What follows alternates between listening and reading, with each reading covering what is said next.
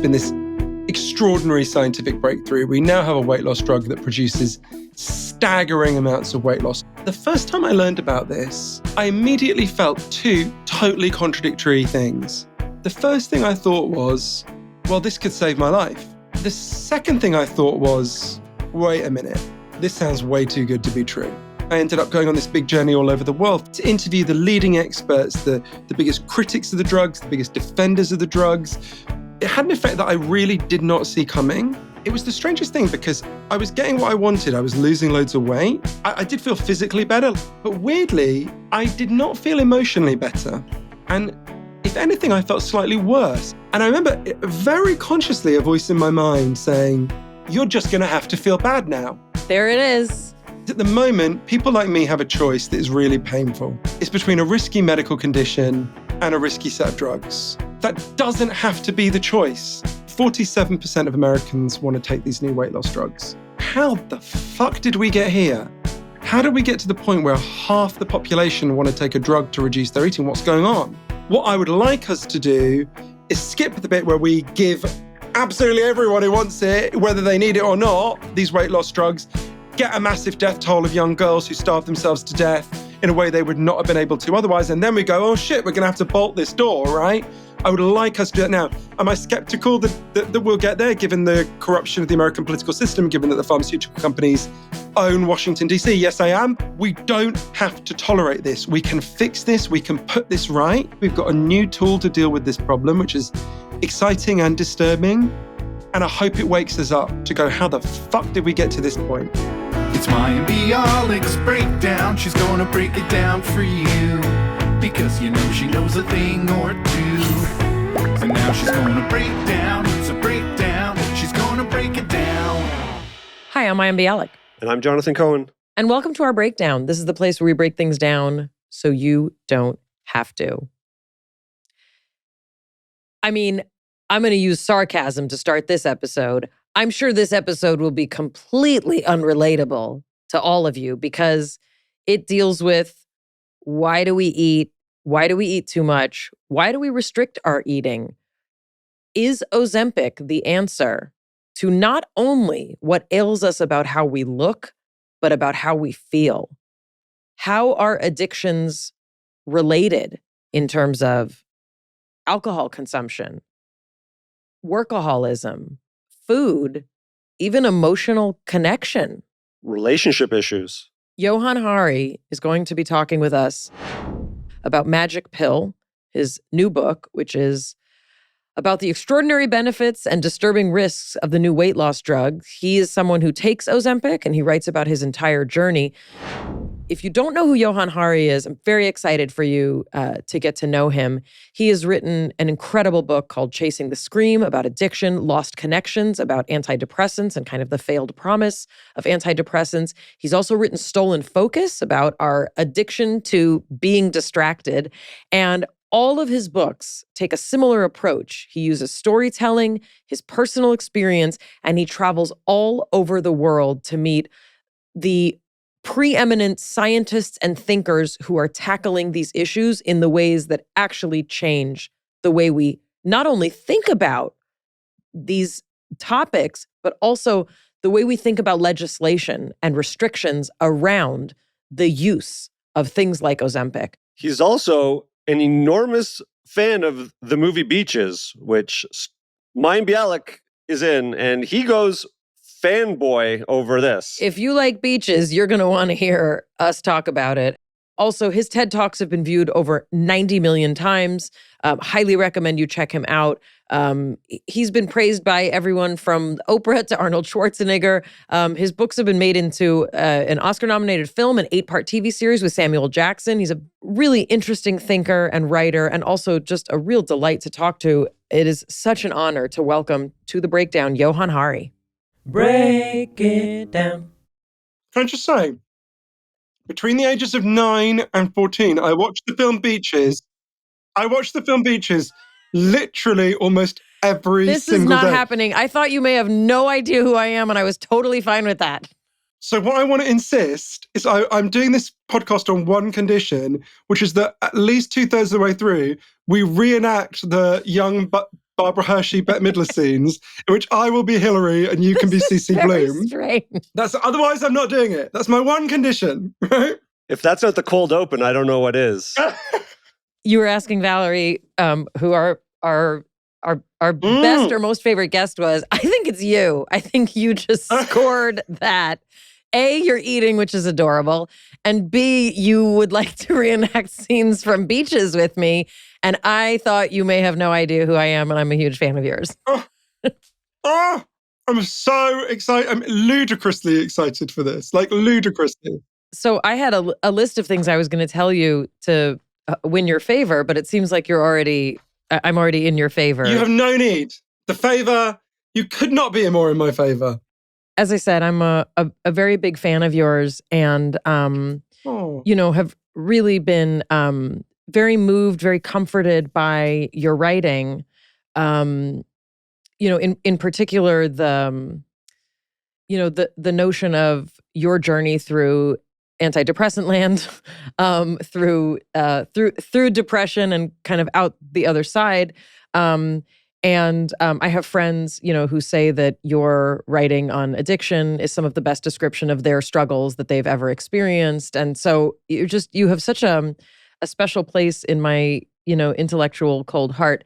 But I think everyone should know who you are. I think everyone should read your books. I think that everyone should get to experience what you have experienced and the journey that you've been on in so many realms of your life.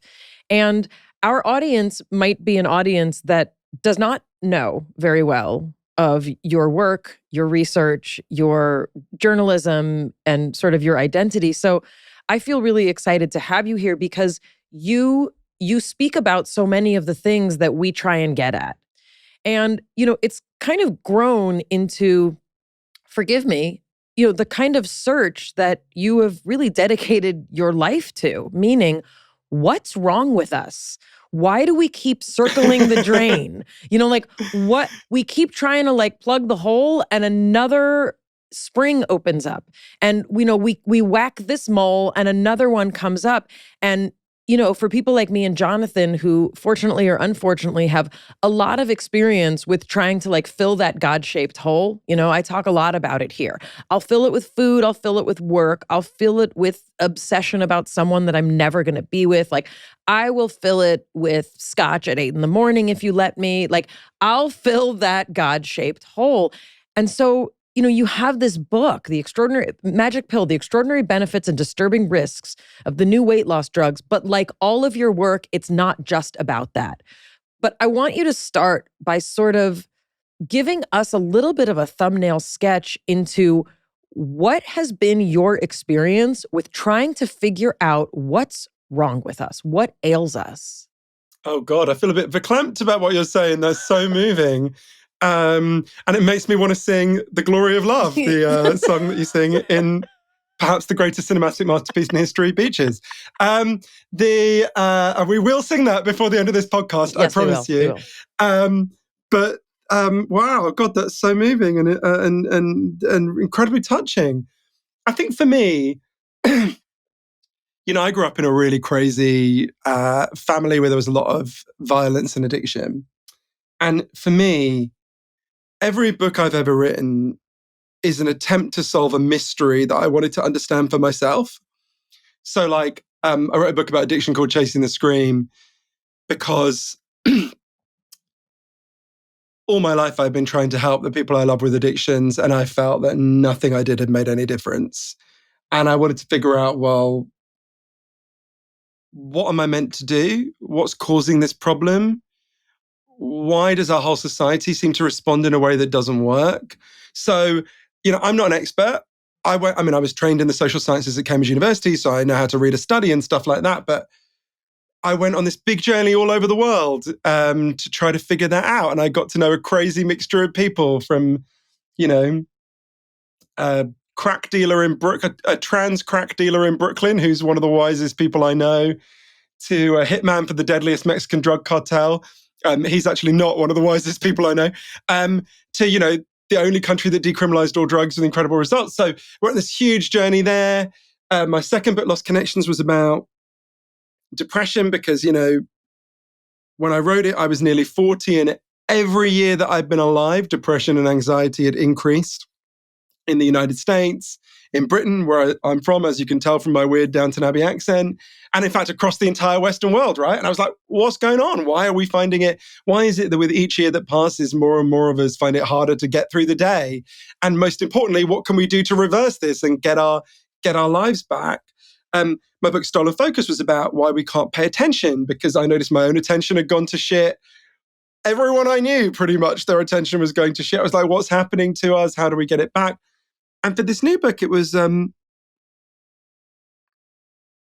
remember it so clearly, discovering that we now have these drugs that can produce staggering amounts of weight loss, and thinking, what is that going to mean for all of us, right?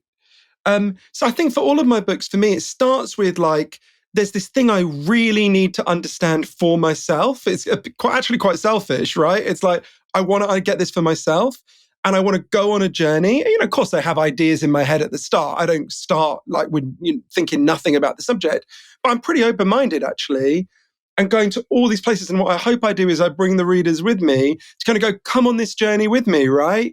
Come on this journey with me. Let's go ask these big questions. Let's go find the people who've got answers. And sometimes the answers are in the weirdest places. The most drug-addicted corner of Vancouver led to an experiment that completely transformed how we think about addiction all over the world. Or, a housing project in Berlin did a protest that transformed how I understood depression. Or there's so many of these things. So the answers are not often, and including for Magic Pill, my book about these new weight loss drugs, that probably the biggest answer I got was in a village in Okinawa in the south of Japan, which is the oldest village in the whole world. Has more people who are over 90 years old than anywhere else on earth. So for me, it was, it's always looking for answers to big questions, reckoning with the complexity, and trying to take people with me as we ask these big questions. Mayim Bialik's Breakdown is supported by Helix Sleep. I've had my Helix for about 3 years now, and it helps me sleep very well. Jonathan and my kids also love their Helix mattresses. We all love them. The Helix lineup offers 20 unique mattresses, including the award-winning Luxe and Ultra Premium Elite collections, the Helix Plus, that's a mattress designed for big and tall sleepers, and the Helix Kids mattress, designed for growing bodies and endorsed by child sleep experts. Take the Helix Sleep Quiz, find your perfect mattress in under 2 minutes, and your personalized mattress will be shipped straight to your door, free of charge. Helix offers a 100-night trial and a 10 to 15-year warranty to try out your new Helix mattress. Everybody's unique, everyone sleeps differently, and each of Helix's mattress models are designed for specific sleep positions and feel preferences. So if you're a side sleeper, you're going to want the model with memory foam layers to provide optimal pressure relief. Models with a more responsive foam will cradle your body if you like stomach or back sleeping positions. And enhanced cooling features will keep you from overheating at night, which is extremely important, as Jonathan talks about. Every Helix mattress combines individually wrapped steel coils in the base and premium foam layers on top. It's the perfect combination of comfort and support. It's even recommended by multiple leading chiropractors and doctors of sleep medicine as a go-to solution for improving your sleep. I'm a side sleeper mostly, and I like something firm, so I took the Helix Sleep Quiz, and it told me I'm a midnight person, but Jonathan is a twilight person. Both of these mattresses are a tremendously significant upgrade from our last ones. Jonathan, tell the nice people what Helix is offering. Helix is offering 30% off all mattress orders and 2 free pillows for our listeners. Go to helixsleep.com/breakdown. That's helixsleep.com/breakdown. This is their best offer yet. Won't last long. With Helix, better sleep starts now. Mayim Bialik's Breakdown is supported by Ritual. When I first got pregnant, I wish someone would tell me, enjoy what your body looks like right now, because it's never going to look the same ever again, no matter what. So many women experience anxiety around conceiving and around pregnancy. Worry less with Ritual. Get the key nutrients needed to support pregnancy and feel confident with Ritual's Essential for Women Prenatal Multivitamin, designed to deliver 12 key nutrients for pregnancy in just 2 daily capsules. It's easy and painless to incorporate Ritual products into my daily routine. I love that they're vegan-friendly. Ritual's prenatal multivitamin is designed for mom-to-baby support with vegan, bioavailable, and science-backed key nutrients. Methylated folate and nature-identical choline support baby's neural tube development. Omega-3 DHA for brain and early vision development, support from mom to baby.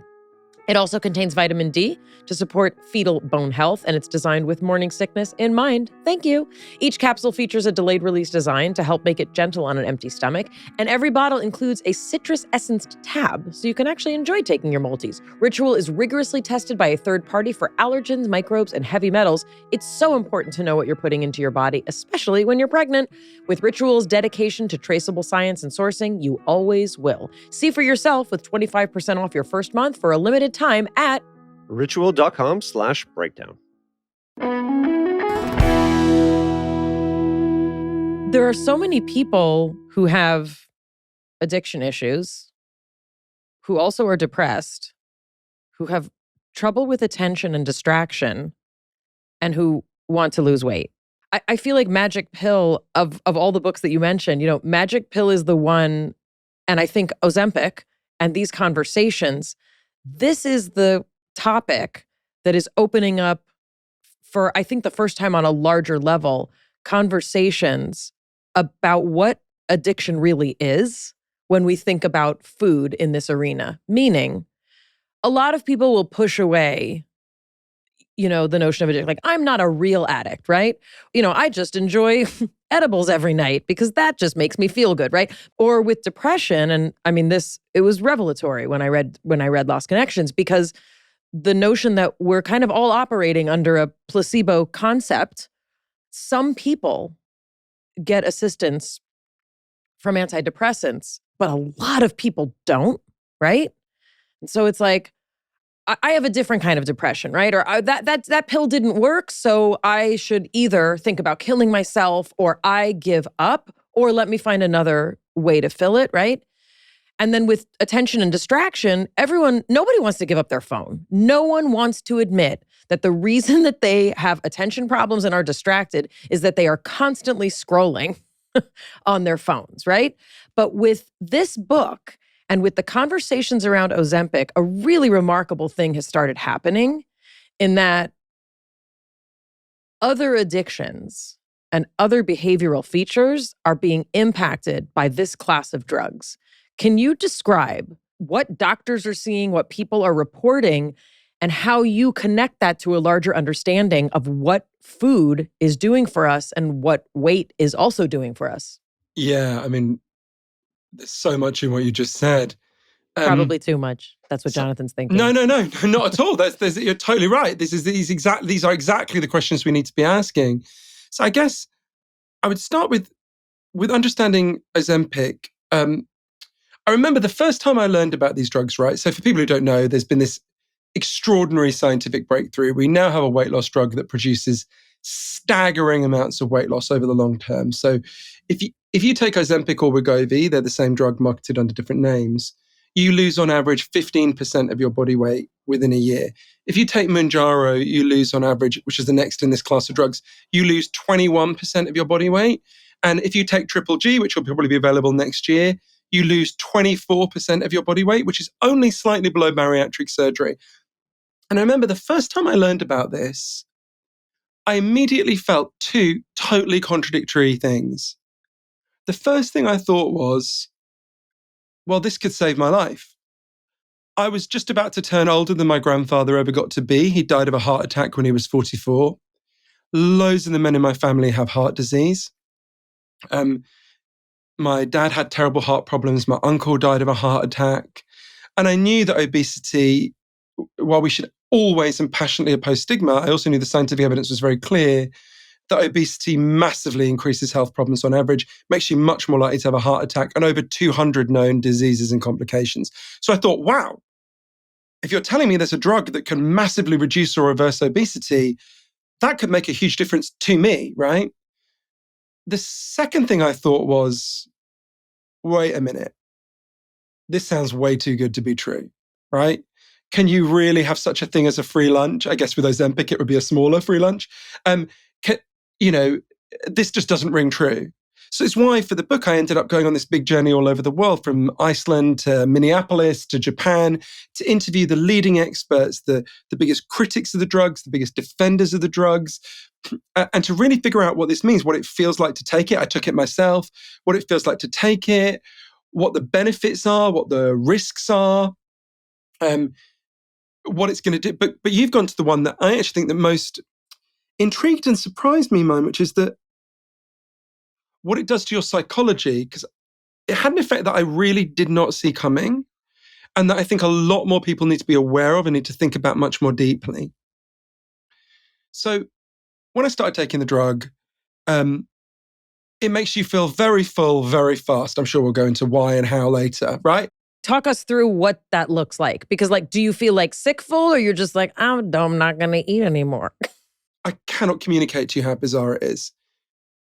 Second day after I took Ozempic, I was lying in bed and I woke up and I thought, I feel something really weird. What is it? And I couldn't actually locate in my body what it was.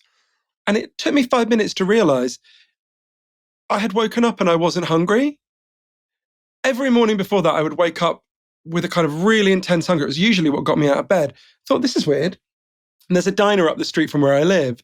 And I went in and I ordered what I used to order every morning, which I'm slightly embarrassed to say, was a massive chicken sandwich with loads of mayo in it. And normally I would inhale it and still have some potato chips, right? And I had like 3 mouthfuls and I was full. I couldn't eat anymore. And it's not I felt sick. I didn't want to eat anymore. And I remember thinking, this is weird. I remember when I left, Tatiana, the woman who runs the cafe, shouting after me, Johann, are you okay? Because she'd never seen me leave any food, right? And we know what's happening there. So if either of you guys ate anything now, don't matter what it is, your pancreas will produce a hormone called GLP-1. And GLP-1 is just part of your body's natural signals going, hey guys, you've had enough, stop eating. It's the brakes, basically. But natural GLP-1 only stays around your system for a few minutes and then it goes away. What these drugs do is they inject into you an artificial copy of GLP-1 that instead of sticking around for a few minutes, sticks around for a whole week, which is why when I go to eat, I have these 3 mouthfuls and I feel full. So I went from eating 3,200 calories on a good day to eating 1,800 calories a day. I lost 42 pounds in a year.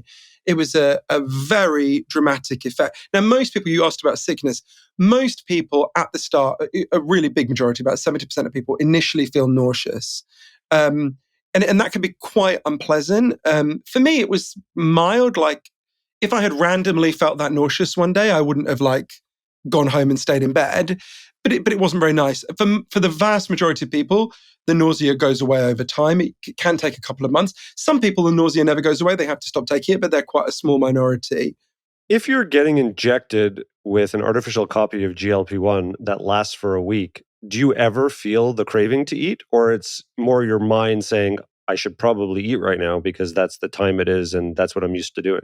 Yeah, it's a really good question. So I go through in the book the 12 big risks associated with these drugs, which is different to the kind of side effects. We can talk about side effects, but these are like risks. And one of the risks is malnutrition, because some people, this happened to a very close relative of mine, some people, when they take the drug, it really just kind of seems to amputate their appetite, which suggests to me they're on too high a dose. And they just literally forget to eat. This never happened to me. I would still get hungry. I was just less hungry and more full more quickly. But you're absolutely right. Some people, it's literally removes their desire to eat. And that's obviously really problematic. I'm about your age. And so, I was raised in this generation of when Pritikin came out and, everybody was eating whole grains and heart health, and people got obsessed with fiber for a minute and low fat. And I remember the ads for what was essentially marketed methamphetamine. It was speed that people would take, primarily women. And this is a huge component of this marketing, is Sure. obviously, towards this population.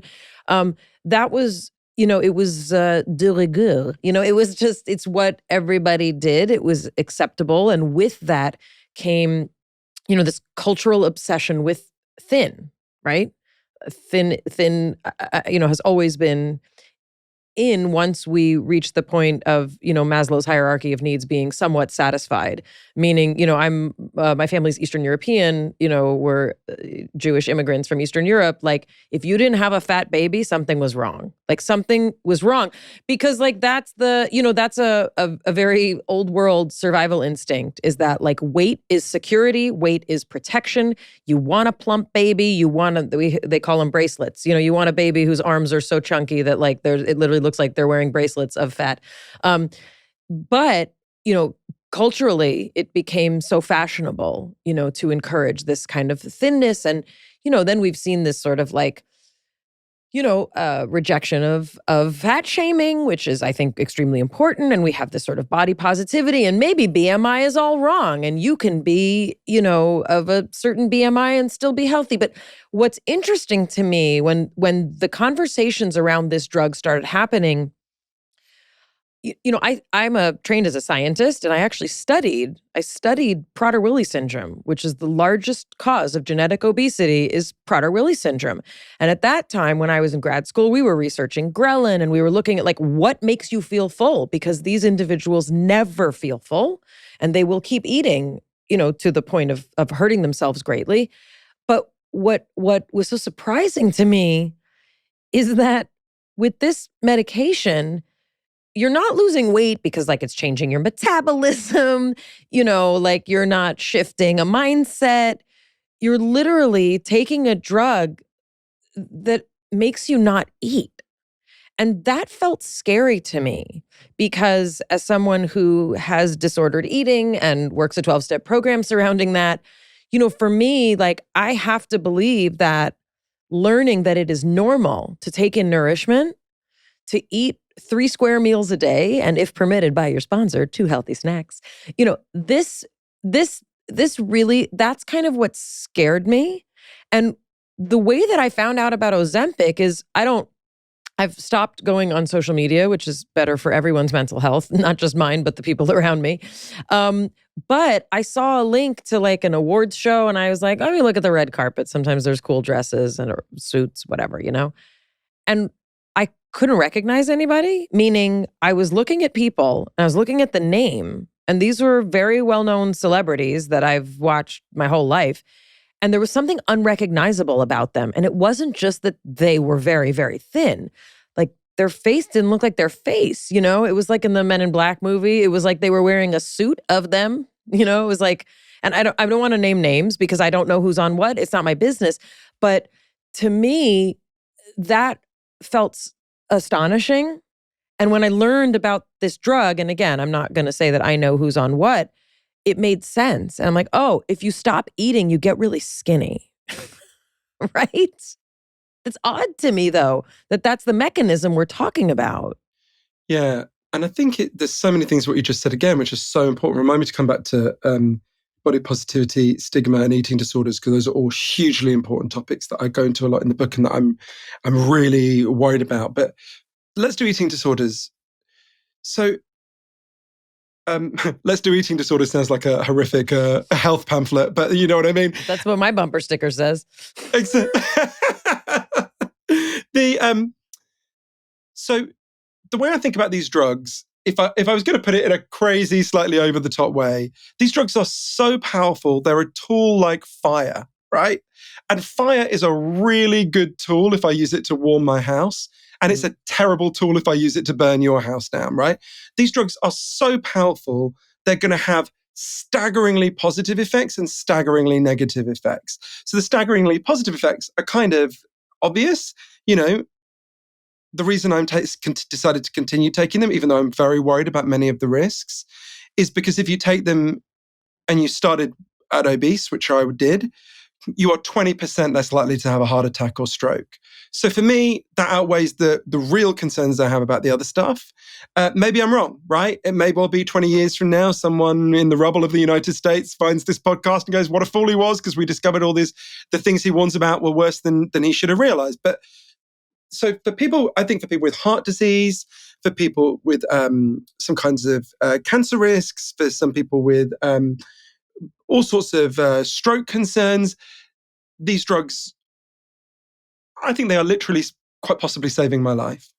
There are other people where I think these drugs will kill them and where we should urgently regulate these drugs to minimize that risk. And the group I'm most worried about is people with eating disorders. So you'll know much better than me. I don't want to eating disorders explain to you, but from my experience with people I've known and loved who have eating disorders, there's a conflict within you, right?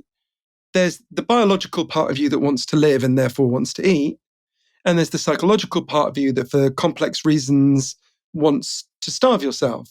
Well, you're speaking about anorexia, but I'm also talking about compulsive overeating, which is a protective mechanism, meaning it can bounce either way, right? Yeah, and that actually played out for me as well. So let's come back to that. But if we think about it in terms of eating disorders, you're absolutely right. Eating disorders is a broad umbrella term, but I think about restrictive eating disorders at the moment. Let's come back to the other ones in a minute. But if we think about people with that conflict, right? What these drugs do, like we said before, is if you take them, they can, at high dose, they can really just cut off your appetite. So as Dr. Kimberly Dennis, who's one of the leading eating disorders experts in the US, you should have her on, by the way, an amazing person. She said to me, these drugs are rocket fuel for people with eating disorders. And my concern, this is me speaking now, not her, is that there will be really significant numbers of young girls, it is overwhelmingly young girls, a few boys, who will be able to starve themselves to death using these drugs in a way they would not have been able to do without them. And that's terrifying. Now, there's something we can do immediately to reduce that risk, which is at the moment, like I can see both of you, right? Because we're speaking on Riverside. Very visibly, neither of you are eligible for these drugs, right? But I guarantee you, when we get off this call, you could make an appointment on Zoom and get these drugs delivered to you tomorrow morning. It's been suggested to me as an actor in Hollywood because at a size 6, I am larger than most stylists will dress. And I literally had a doctor's appointment for a job, and I definitely had more weight on me than now, but I wouldn't say that I was an unhealthy weight. And without even asking, he's like, "Do you want some?" And I said, no, thank you. Well, it does amazing things, I said, no, I'm good, thanks. So if you live in a place like Los Angeles, also, like, they're going to start putting it in the water. Yeah. I think you're totally right. And one of the things we need to do is we need to very tightly restrict these drugs. They should only be given to people who have a BMI higher than 27 or people who have type 2 diabetes. That's a different use for the drug. Mm-hmm. And you should only be able to get them from in-person appointments. Johann, it's not going to happen because we said this about antidepressants. We said it about psilocybin. We said it about all these things that if you do it in a therapeutic way, right? This is the thing. I mean, we said it about pot too. And like my kids are like, it's so cool. You could just go to like a candy store of pot, right? We've said this about all these things like that. That's my fear. And that's why I become this like crazy socially conservative, like put all the fences around it, put all the rules around it, because no one will protect people, especially not the government of this country. Now a word from our sponsors at Betterment. Let's talk about hustle culture. The whole rise and grind, go big or go home thing. It's a lifestyle that may not be for you, but one that your money can handle, thanks to Betterment. Betterment is the automated investing and savings app that makes your money hustle. How? Their automated technology optimizes your investments again and again. With Betterment, your money is taking ice baths at 5 a.m. while you get your well-deserved rest. Your money downs protein smoothies and automatically reinvests your dividends, all before you head out the door. Your money is like a workaholic, but you don't have to be because you've got Betterment, the automated investing and savings app that makes your money hustle. Visit Betterment.com to get started. Investing involves risk. Performance is not guaranteed. I love my cats a tremendous amount. I care for them very, very deeply. I would do anything to keep them as happy and healthy as possible. I get a lot of pictures of Mayim with her cats, and today's episode is sponsored by the ASPCA Pet Health Insurance Program. Your pet is part of your family, and you want the best for them no matter what. But guess what? Vet bills, those can really add up. That's why we think you should check out pet insurance. With ASPCA Pet Health Insurance, you can focus on the care your pet deserves and cover what matters most.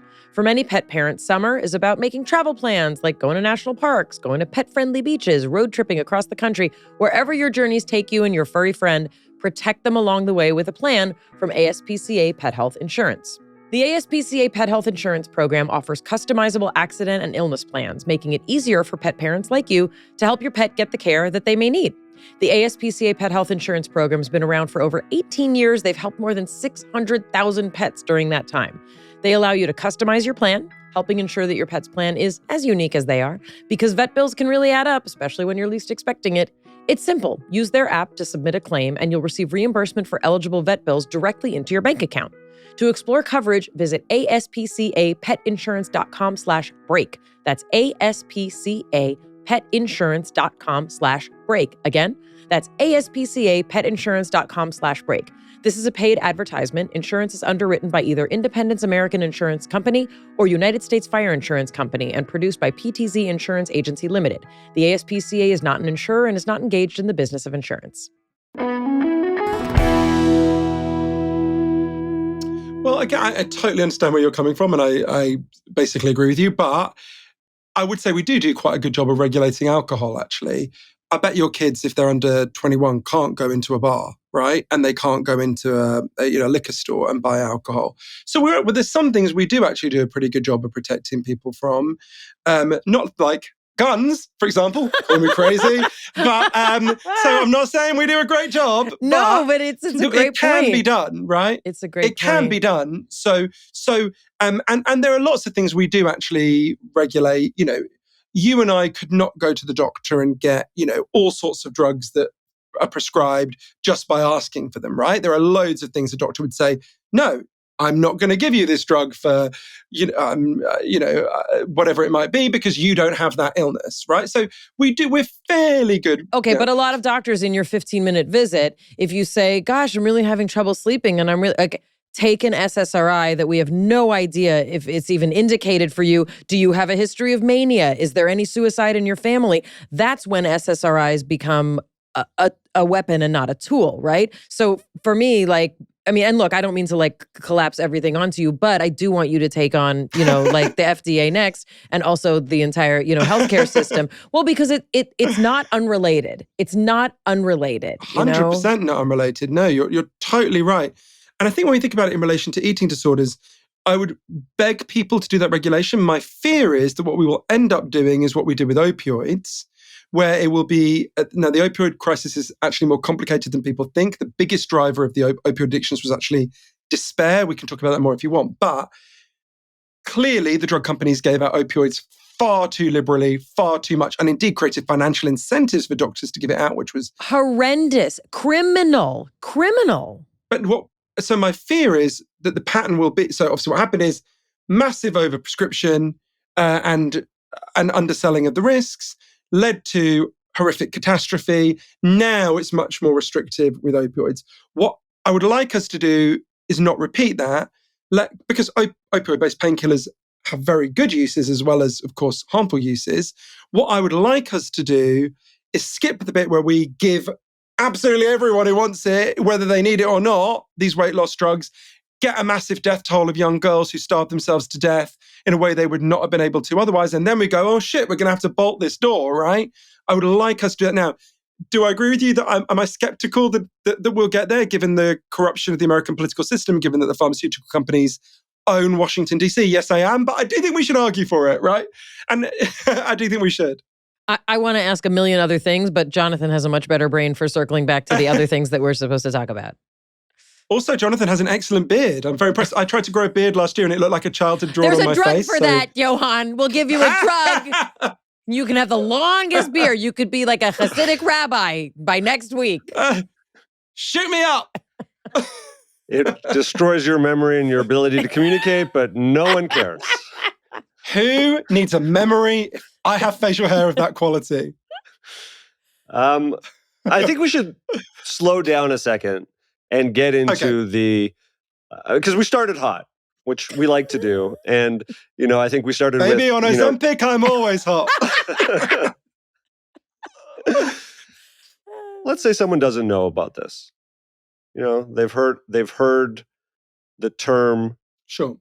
Bring us up to speed. If you were talking to someone who they're like, hey, what is this? What's going on? What's happening here?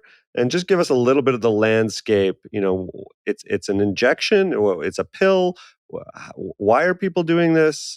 Give us a little bit of the context. Yeah, it's a really good point. So, like I say, this is a new kind of weight loss drug that works in a totally different way that massively boosts your sense of being full. At the moment, most people take it as an injection, but pills are available.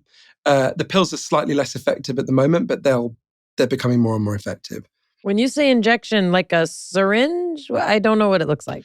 So I am the most needle phobic person in the whole world. Whenever they have to take blood from me, I literally look away and recite the names of the presidents backwards, going back to the beginning in a desperate attempt to not think about what's happening to me. So this was the thing that most worried me. And it is a tiny EpiPen. It's not like a syringe, like a hospital syringe. And literally, I wish someone had told me this in advance, because I was told you have to inject in the stomach, which feels incredibly viscerally awful. You can in fact inject into your thigh, which feels much less bad. So you inject something in the thigh, and it's like the tiniest mosquito bite. Like it's nothing. You barely feel it. So you inject yourself once a week, or the pill you take every day. Wait, and I'm sorry, are they disposable? Is it like a liquid? Do you draw up the liquid? You get one thing and you throw it out? Yeah, so it's a pen, like an EpiPen, and each week you screw onto the top a new little needle, and then you inject yourself, then you throw the needle away, and then the next week you put on another one and you do it again. So it's incredibly simple, straightforward process. When you start to take it, generally most people do have unpleasant side effects. We already talked about nausea. Most people get pretty bad constipation. But weirdly, the side effect I had that was most onerous, it's a minority side effect, but it does happen to some people, is that it can increase your resting heartbeat. And it's very hard to lie there with your heart racing and not feel like you should be anxious about something. It's like, oh shit, what's going on? And they're like, oh no, it's just a side effect. It's just what it feels like to be skinny. I'm just always alert. Because someone could hit on you at any time. Joy could just stroll by. You just pick up all the happiness off the street. You got to be very vigilant. So 2 months into taking the drugs, my neighbor's unbelievably hot gardener hit on me. And I was like, I won, right? This is it. Like, funny enough, I can actually, I have to say this a bit quietly because I can't actually see him from the window. He's literally in my neighbor's garden at the moment. So I'm slightly worried I said that too noisily. But although it might encourage him to hit on me again.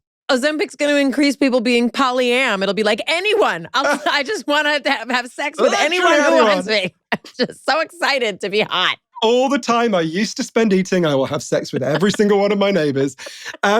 Yeah, so but it's a strange. You're right, Jonathan. It's weirdly the effect I didn't expect, right? And it comes back to something that you were asking Mayim earlier. So I had a really weird experience in the first 6 months I was taking it. So I was losing loads of weight. So over a year, I lost 42 pounds. I went down. I lost, a really significant amount of my body weight. And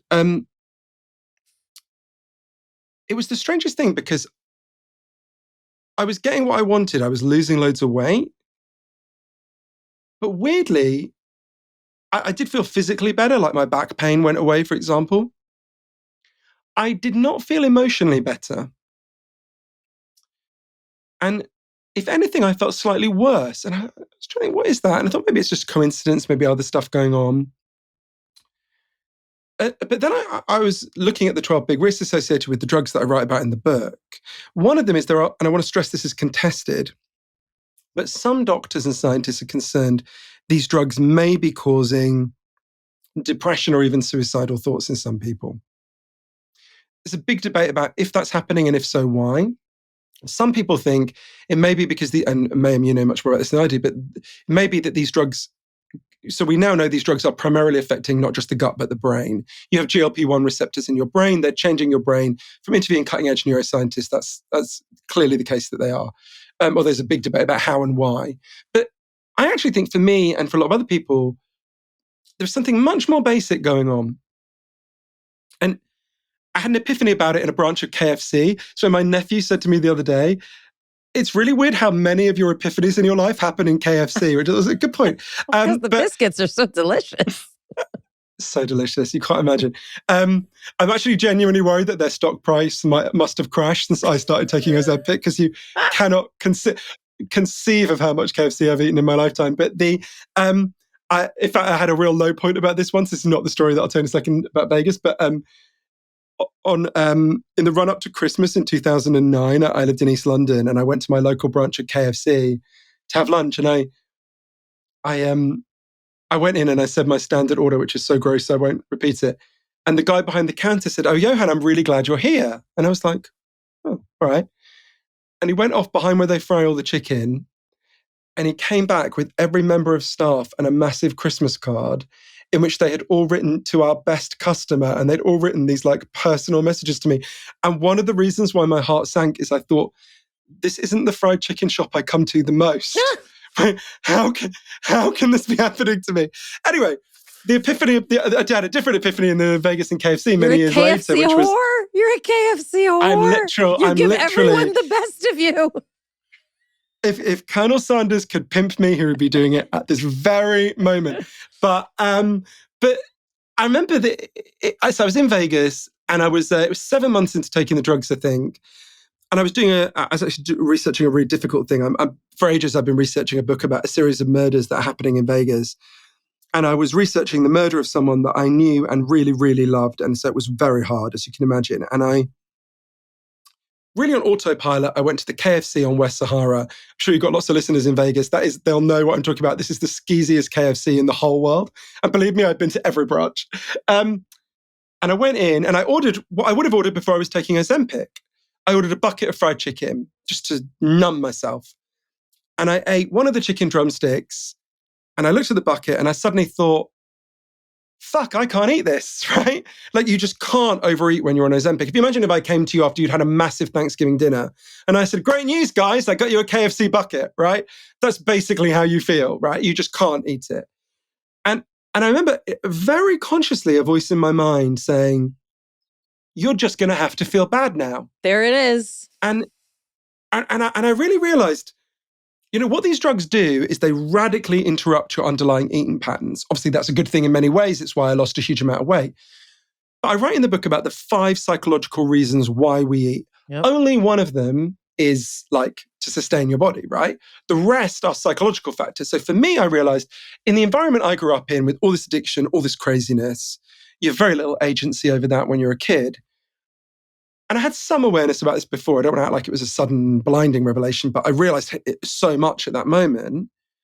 I realized how much I used food to numb myself and soothe myself and calm myself down. And I couldn't do that when I was taking these drugs. And I think that's why I had this rocky transition. Now, that ended up being a good thing. Bringing them to the surface means you can deal with them better, right? It turns out there's better ways to deal with your distress than a bucket of fried chicken, but that was a difficult and bumpy adjustment for me.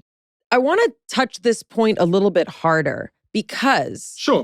Jonathan is really into like, don't people understand the dangerous things that Johann Hari is talking about Ozempic? And like, don't they care about the side effects? And I was like, no one cares. Meaning, people want to be skinny. They really, really want to be skinny so bad that like they don't care. It's like, cigarettes also increase your metabolism, and, models and young people everywhere have figured that out. People don't care if the reward is great enough, if the societal reward is great enough. But for me, this is the most interesting part of this conversation, is that what if you thought that if you looked a certain way, and pick a number, and for those of us with disordered eating, sometimes that number is insane. Pick a number, pick an outfit, pick what you think you want to look like, and then you'll be happy. Well, guess what? What if you get to that size, that number, that face in the mirror, and you are still stuck with the God-shaped hole that you were trying to fill with your desire to be skinny, right? That's the problem. That's the problem. It's like, what if 2 drinks doesn't do it? Then you have 3. What if you have 10 drinks? What if you drink all night? You still wake up you, right? That's the problem. And I would argue, and I hope you would agree because you've written all these books, that's the problem with all of these things. We think we found the thing to fix it, but it's not fixed. I think there's so much in what you just said that's so important. So the way I would put it is, everyone knows they have natural physical needs, right? You need food, you need water, you need shelter, you need clean air. If I took those things away from you, you'd be in real trouble real fast. But there's equally strong evidence that all human beings have natural psychological needs. You need to feel you belong. You need to feel your life has meaning and purpose. You need to feel that people see you and value you. You need to feel you've got a future that makes sense. And this culture we built is good at lots of things. I'm glad to be alive today. But we've been getting less and less good at meeting these deep underlying psychological needs for a long time. Especially for underserved populations. These are not. These are not this is not the privileged class set of psychological needs. Every child needs to feel this. Every adult needs to feel this, and it's harder to get to the communities that need it, I would argue. But sorry, go ahead. No, that's a really, really important point, and you're completely right. And I think you're right that when your needs are not met, you can often fixate on fantasy solutions, saying, if only I get to X, then I'll be okay, right? So let's think about in relation to what you're saying about people who go, if only I get to this weight, I'll be okay. And again, you know this much better than I do, but we live in a culture that makes women feel like shit about their bodies no matter what they do. There's nothing any woman in the world can do with their body that will not mean that she gets shit for it, right? And I think if we want to think about what you were just saying about that thing about, if only I get to my target weight, life will be great. One of the ways that helps us to think about that, and also helps us to think about both the benefits and the risks of these drugs, both, is actually to look for a moment at a parallel area of science. So up to now, it has been very hard to lose huge amounts of weight and keep it off. Some people can do it just through calorie restriction and exercise. It is possible, but the vast majority of people can't do that. I go through why in the book, we can talk about it. But up to now, the most reliable way of doing that has been bariatric surgery, things like gastric band, gastric sleeve, and so on. So what do we know about bariatric surgery? It's very relevant to what you were just saying in a really important way. So bariatric surgery is a fucking horrible operation, right? 1 in 1,000 people die in the operation. It's no joke. But the reason people put themselves through that is for a very simple reason, which is that the scientific evidence is overwhelming that if you reverse obesity, you dramatically, or reduce it, you dramatically improve your health.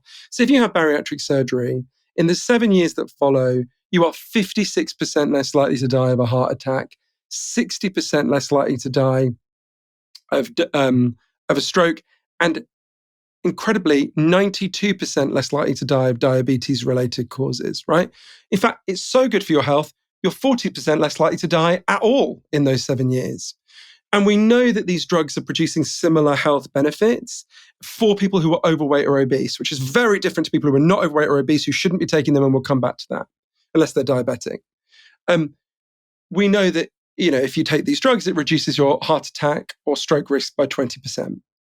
So there's these huge health benefits. But as you were saying what you just said, Mayim, I was thinking about, there's another thing about bariatric surgery, which is really interesting.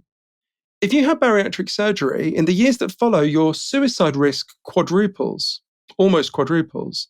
It's really interesting. It's still quite low. I don't want to overstate it, but quadrupling is it's a big increase, right?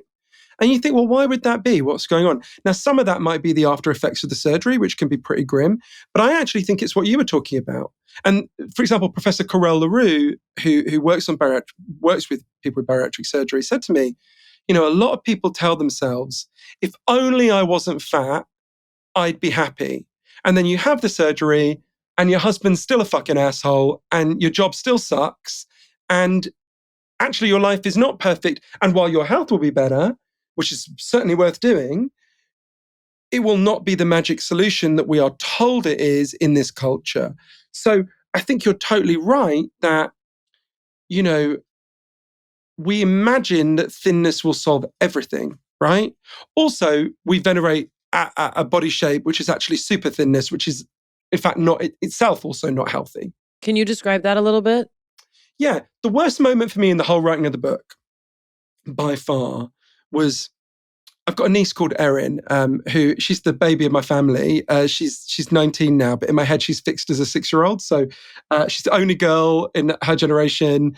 And whenever she has a boyfriend, I'm always like, "Get away from her, you pedophile!" And then I'm like, "Oh no, he's like they're both the same age. She's an adult." And a while into taking the drugs, we were FaceTiming.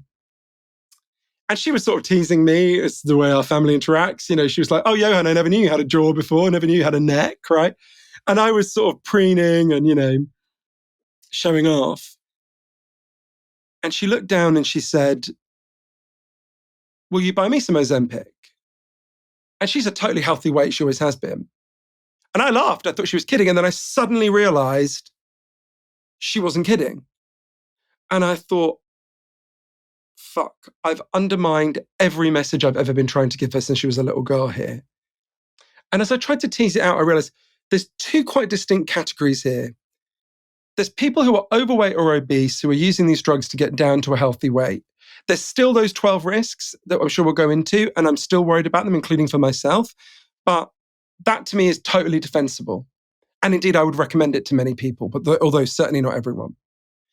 Then you've got people who are already a healthy weight or indeed skinny, who are taking it to be super skinny. And I don't judge anyone doing that. We make women feel like shit about their bodies the whole time. I understand why it happens, and I'm not judgmental of it.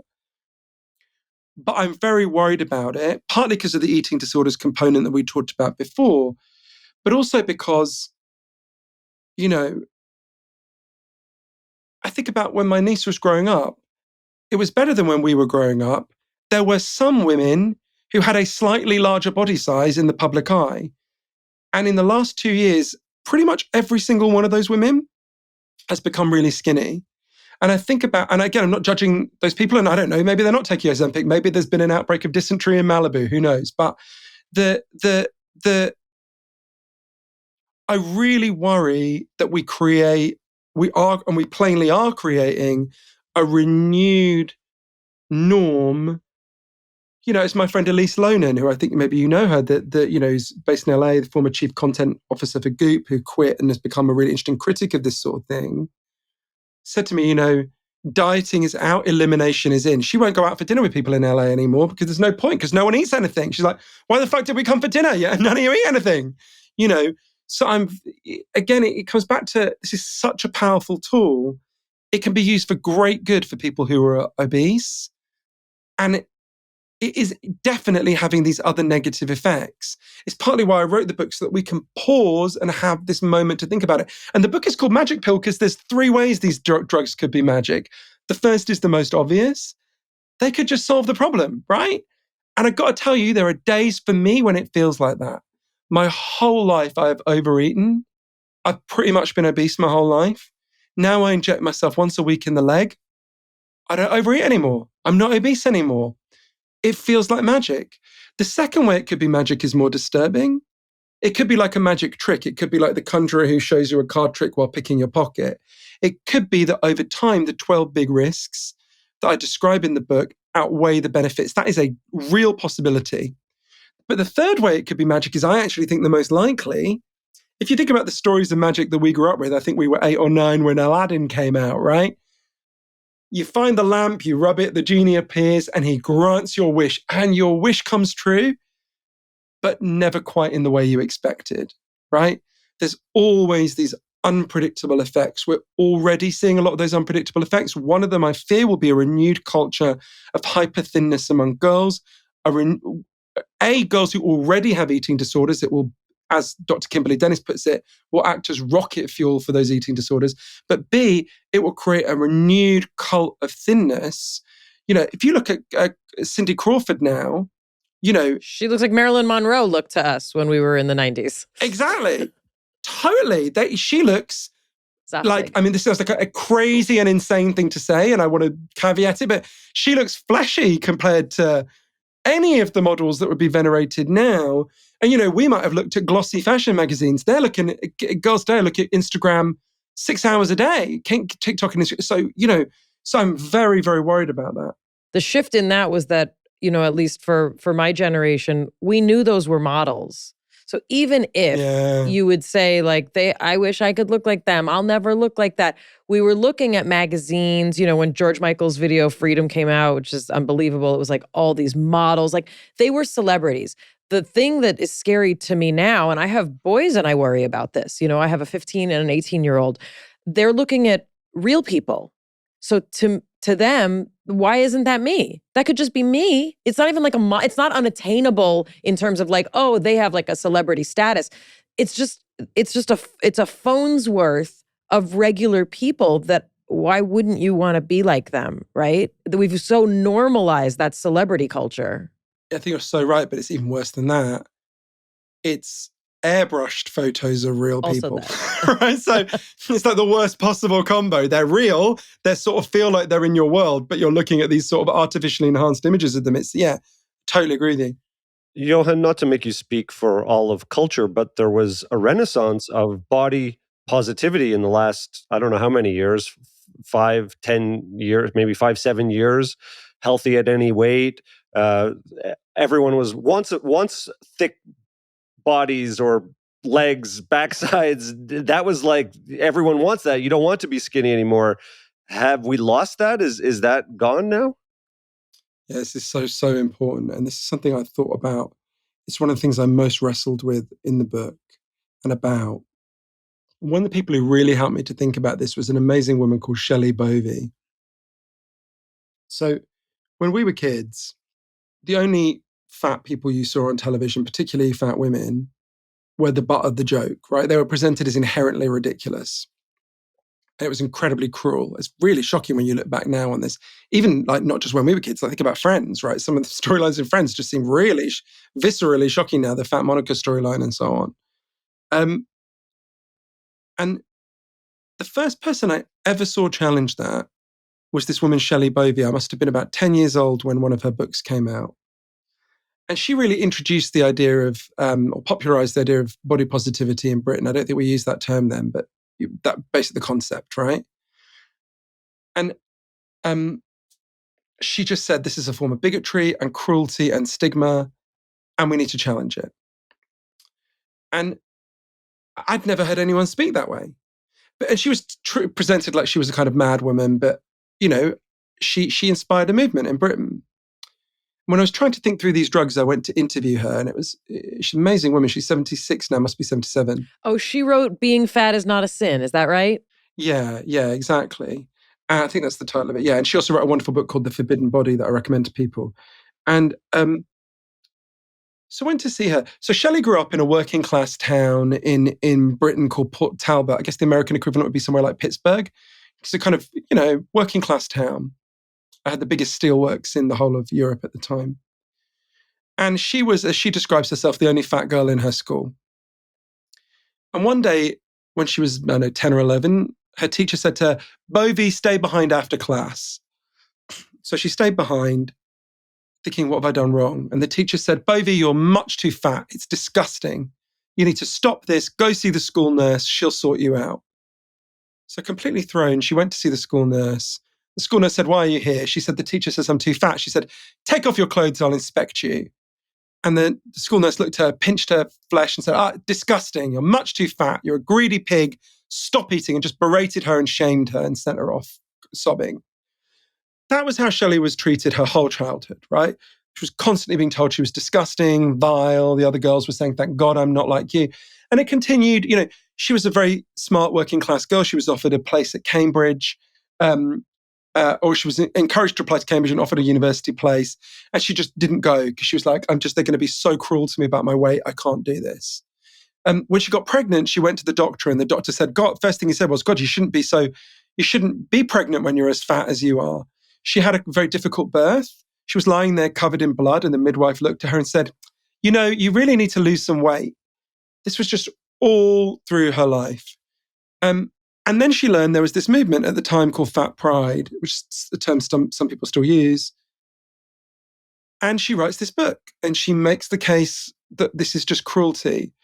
And she pointed out absolutely correctly that stigma is A, just a form of hateful bullying, and B, completely counterproductive when it comes to promoting weight loss.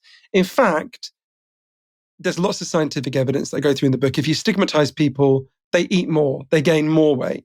Partly because of comfort eating, partly because, as Lindy West, a very powerful body positivity advocate, puts it, I'm trying to explain exactly how she said it. She put it better than this, but she said, you don't take good care of a thing you hate. If we make people hate their bodies, it doesn't make them treat their bodies better. Shelley told me she had never looked at her body naked, literally never, because she was so hated her body.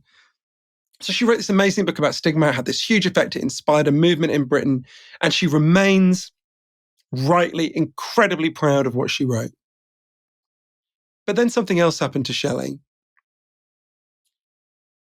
She was not yet 50. She weighed over 200 pounds. And she was having a lot of health problems as a result of being so overweight. She had heart problems, which her doctor told her were connected to her weight. She was losing the ability to walk. And she felt really conflicted. She was like, is it a betrayal of my anti-stigma work for me to try to lose weight? At that time, there was a body positivity publication called Fat News in Britain. And she wanted to write about this dilemma. And they said, no, you can't write about that. We're here to tell the good news about it. And she was like, but shouldn't we be telling the complex truth? They're like, no, that's not what we want to hear. So Shelley, and she's the first person to point out how hard this is. She lost a huge amount of weight through calorie restriction. She went to a group. She lost a huge amount of weight. Her heart problems went away. She went from barely being able to walk to being able to run. Her health massively improved. And for a long time, she really felt this is a dilemma, right? Dilemma that's become much renewed by these drugs, the rise of the new weight loss drugs. And then she said to me, for so long, I thought it was either or. Either you're opposed to stigma or you're in favor of reducing obesity where possible. I said, why is that the choice? Obviously, it's both and. Anyone listening who is obese, as I have been most of my life, or who loves someone who's obese, I bet you want to protect the person you love from two things. You want to protect them from cruelty and bullying, and there's a hell of a lot of it. 42% of overweight women get insulted every single day. You want to protect them from that, and you want to protect them from diabetes, heart disease, cancer, dementia, all the things that are made, I'm afraid the science is absolutely overwhelmingly clear, by being obese. Of course, there are exceptions. My mother smokes 70 cigarettes a day. She's alive and well at the age of 78. But most smokers don't get that far. And sadly, I looked at this very carefully. There are some people who dispute that obesity causes these health problems. I'm afraid the science is absolutely overwhelming that is not the case. Obesity, on average, makes over 200 known diseases and complications, either causes them, makes them more likely, or makes them severe. One of my closest friends, one of the people I most love, died in her 40s of complications related to obesity. As Shelley put it to me, we have to live in reality. We have to deal with that reality with a deep sense of compassion. I passionately want body positivity to survive and to continue, even if we overcome the factors that have made us obese, and I hope we get to discuss them because they're not your fault and they're not my fault. They're in the environment. But even if we overcome those, there'll still be a huge variety of body shapes. I'm never going to look like Timothée Chalamet, right? Or Brad Pitt, right? Or Idris Elba. Sorry, even picturing Idris Elba sent me into a little reverie there, but I'll try to override that in my head. I'm never going to look like them, right? We want people to feel good about their bodies, and we want there will always be a natural range of body shapes. If the body positivity movement is based around that insight and opposing stigma and opposing bullying, it will be as essential as it's ever been.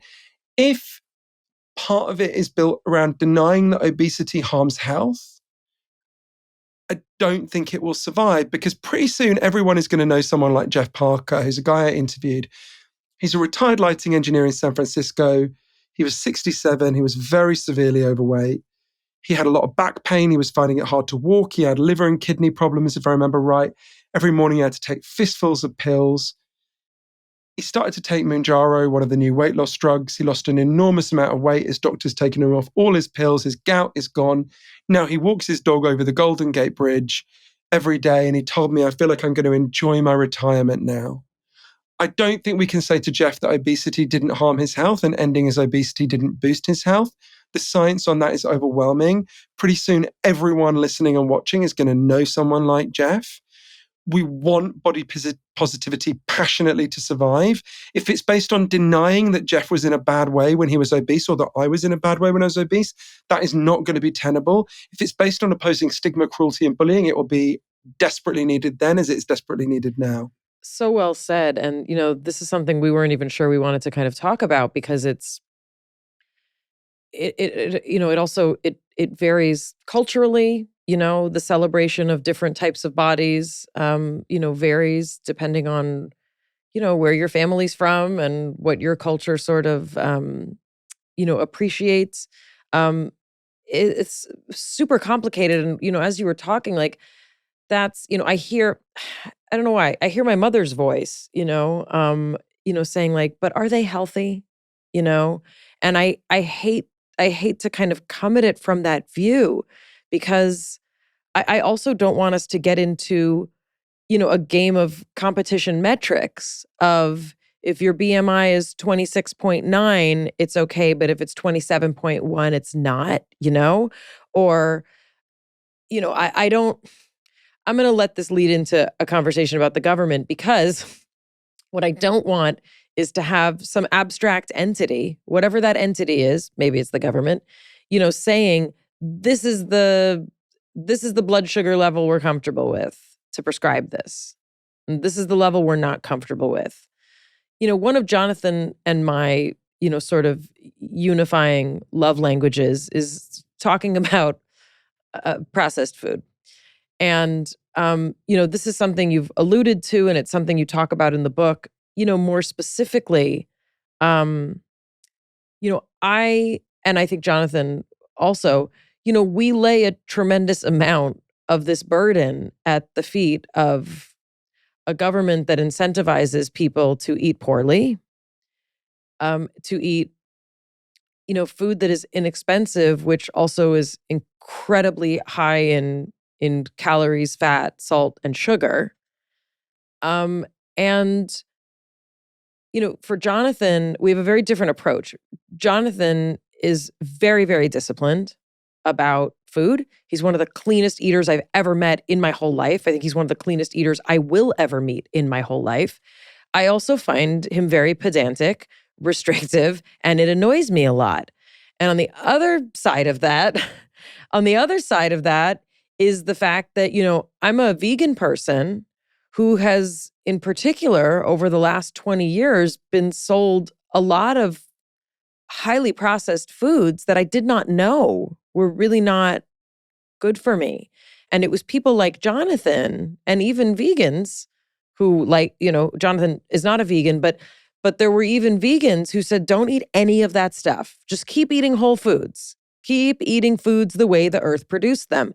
And, I'm terrified at what my children, what I've given my children to inherit. But, there was recently this enormous study about ultra-processed food. And, what it revealed is what most people kind of already had a hunch about. It's not good for you to eat food that is so far removed from any nutritional or, kind of conceptual food that exists that, the good earth has created. I mean, it was just published recently after this bombshell report saying that ultra-processed food is known to cause cancer, is known to cause obesity, is known to cause all these health problems. The response by the government's top diet advisor says ultra-processed food does not cause obesity. So maybe you can speak about the state and the incentive structure that creates the environment that promotes this misinformation and really poor health choices and food choices for most people.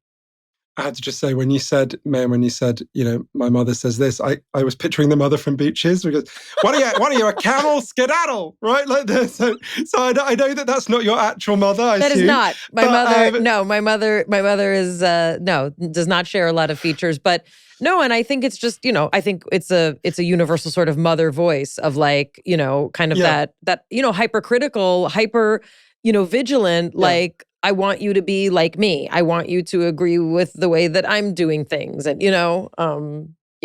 Yeah, totally. So this is, you've both brought up such an important question, because when I started working the book, right, so 47% of Americans want to take these new weight loss drugs. And given that 8 years from now, it'll be a daily pill and it'll be $1 a day, I actually think that's an underestimate of how many people are going to be taking these drugs. And you sort of hear that and think, how the fuck did we get here? How did we get to the point where half the population want to take a drug to reduce their eating? What's going on? So I was really exploring, why did obesity rise? And it's really important for people to understand. I just urge everyone listening and watching to just do something for me for just 1 second, right? Pause this podcast and Google photographs of beaches in the United States in the 1970s, so the decade we were all born, right? Just stop for a second and look at them and then come back, right? If you've just done that, you will have noticed something really weird. Pretty much everyone in those photos looks to us to be either skinny or jacked, right? And you look at it and go, that's weird. Where was everyone else on Miami Beach that day? Were they having a skinny convention, right? What's going on? And then you look at the figures, that's what people look like in the United States in the 1970s, not a million years ago when we were born, right? So you have 300,000 years where human beings exist and obesity exists, but it's like really, really rare. You would have had people like with Prader-Willi syndrome, which you studied, but very rare, like a tiny number of people. Or with all due respect, my grandparents, who also came from a very different culture and diet. Yeah, they were very, but it was like, a tiny percentage of the population, nothing like my grandmother as well, but like a tiny, tiny number of people, right? And then between the year I was born and the year I turned 20, obesity more than doubled in the United States. And then in the next 20 years, severe obesity doubled again, right? You think, what happened, right? Why did we, in our lifetimes, according to the World Health Organization, obesity has more than tripled, right? That's weird. What happened, right? And we know what happened. This change, this explosion in obesity happens everywhere that makes one change. It's not where people suddenly become lazy or lack willpower or all the other stigmatizing things we say. It's where people move from mostly eating a diet of whole fresh foods that they prepared on the day to mostly eating a diet of processed and ultra-processed foods, which are constructed out of chemicals in factories.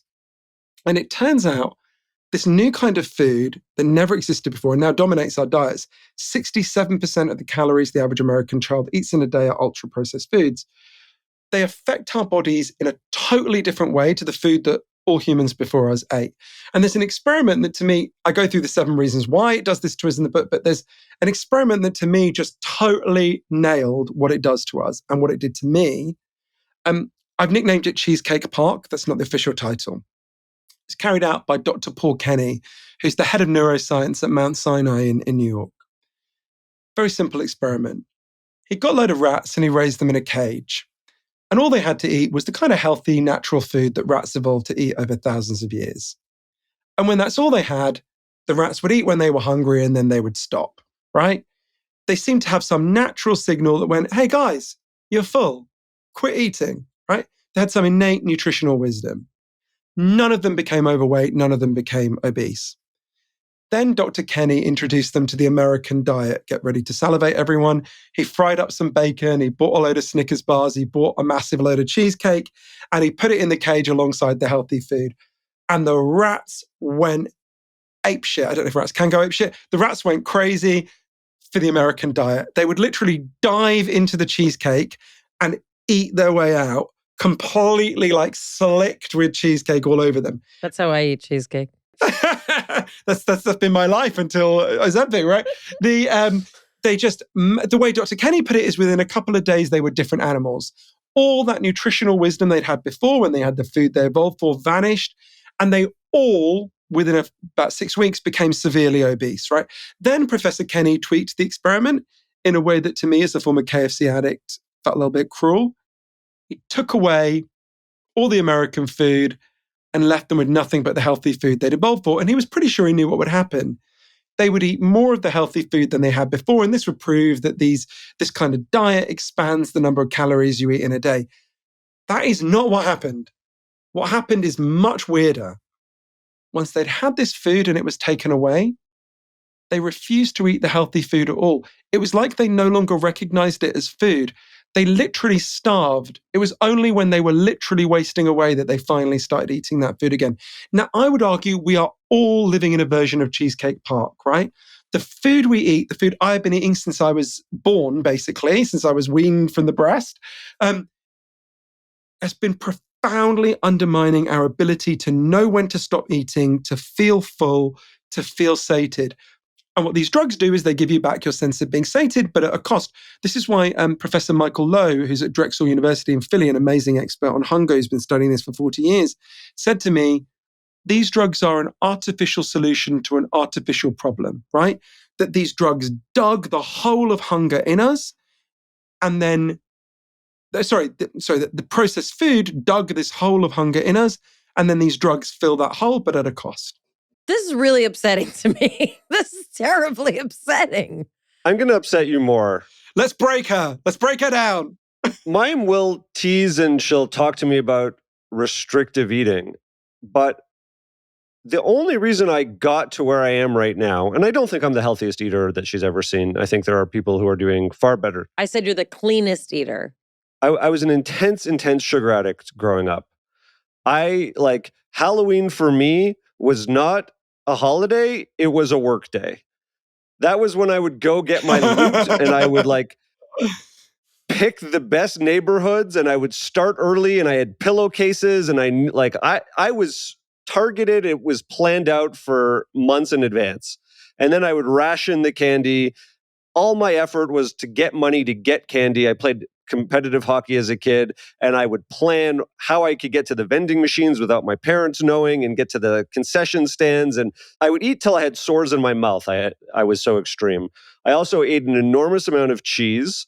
I had pizza, was all I wanted to eat was pizza. And eventually, as I grew up, I stopped. I didn't feel good. And I began to be aware over many, many years that the more I ate highly processed food, the more I craved it, the less control I had on it, the less I would be hungry for other things. And it was a very long process of recognizing and training myself to see if I have a French fry, I will want more French fries. If I have chips, I want more chips. I have no self-control. If you give me a bag of cookies, they're gone. I don't have one cookie. And what I'm concerned about is that in the effort to not shame people, because it's extremely hard. It really is. Labor intensive, time intensive, financial cost, the food planning required in order to not eat highly processed food is so difficult that we tell people it's not so bad for you. In moderation. Eat intuitively and don't be extreme in one version or another because that creates setbacks. But fundamentally what we're doing is we're putting these chemicals into our bodies that are changing our hunger signals. And why are we depressed? Our microbiomes are messed up. Our attention, yes, it's electronics, but also we don't have the general nutrients and variety of food to help us feel okay on a regular basis. We don't move our bodies. We're not getting outside. And so we've created a world for ourselves and then are lying to ourselves about the impact of the world that we're living in and then finding solutions elsewhere. And that, at least we should be starting to say, yes, these are the environmental factors and the influences, and these are the real impacts that are affecting us. You're totally right. It's funny that you've just told a Halloween story more disturbing than the film Halloween. If you had merely gone and murdered some babysitters, it would have been less freaky than that story. But Jason Voorhees didn't have wounds in his mouth. Apart from, I guess, in the final one where Jamie Lee Curtis does in fact stab him. But so you think about this. I'm just thinking there's so much in what you said that's so true. So in this environment that we have created, you have to have tremendous amounts of control and put in place tremendous guardrails to resist these problems, right? Now, you've done that, and huge credit to you for that, right? That's a genuine achievement. The way I think about willpower in this environment is willpower is like an umbrella in a really bad storm. Some people, if you give them that umbrella, they'll be able to get across the street and stay dry. You're one of those people. But for most people, the storm is so great, it's just going to break the willpower, the umbrella, and you're going to just get drenched, right? I'll do 30 other things rather than do what he did, like literally. Meaning everything he says makes total sense. And I didn't have enough somatic awareness to understand, quote, like when he says like, oh, I didn't feel good. I didn't even know what that meant. I don't know what that means. I don't feel good when I eat something. Like I literally don't. And I will understand what he's saying for a week and then it will leave. It will leave. And then it's like, oh, is that the difference between willpower and not? Is the difference between like, and that's the thing. And that's why I said it's terrifying to me. And that's why I understand the people that you talk about in your book, because it doesn't stick for a lot of people. Like you have a whole chapter on like, why not diet and exercise? Because it doesn't stick. You know, one of the most depressing conversations I've ever had in my life was with a guy called Professor. Sorry, so this is so awful. I have to laugh as I say it because it's so depressing. I went to interview this guy called Professor Roy Baumeister, who is at the University of Queensland in Australia.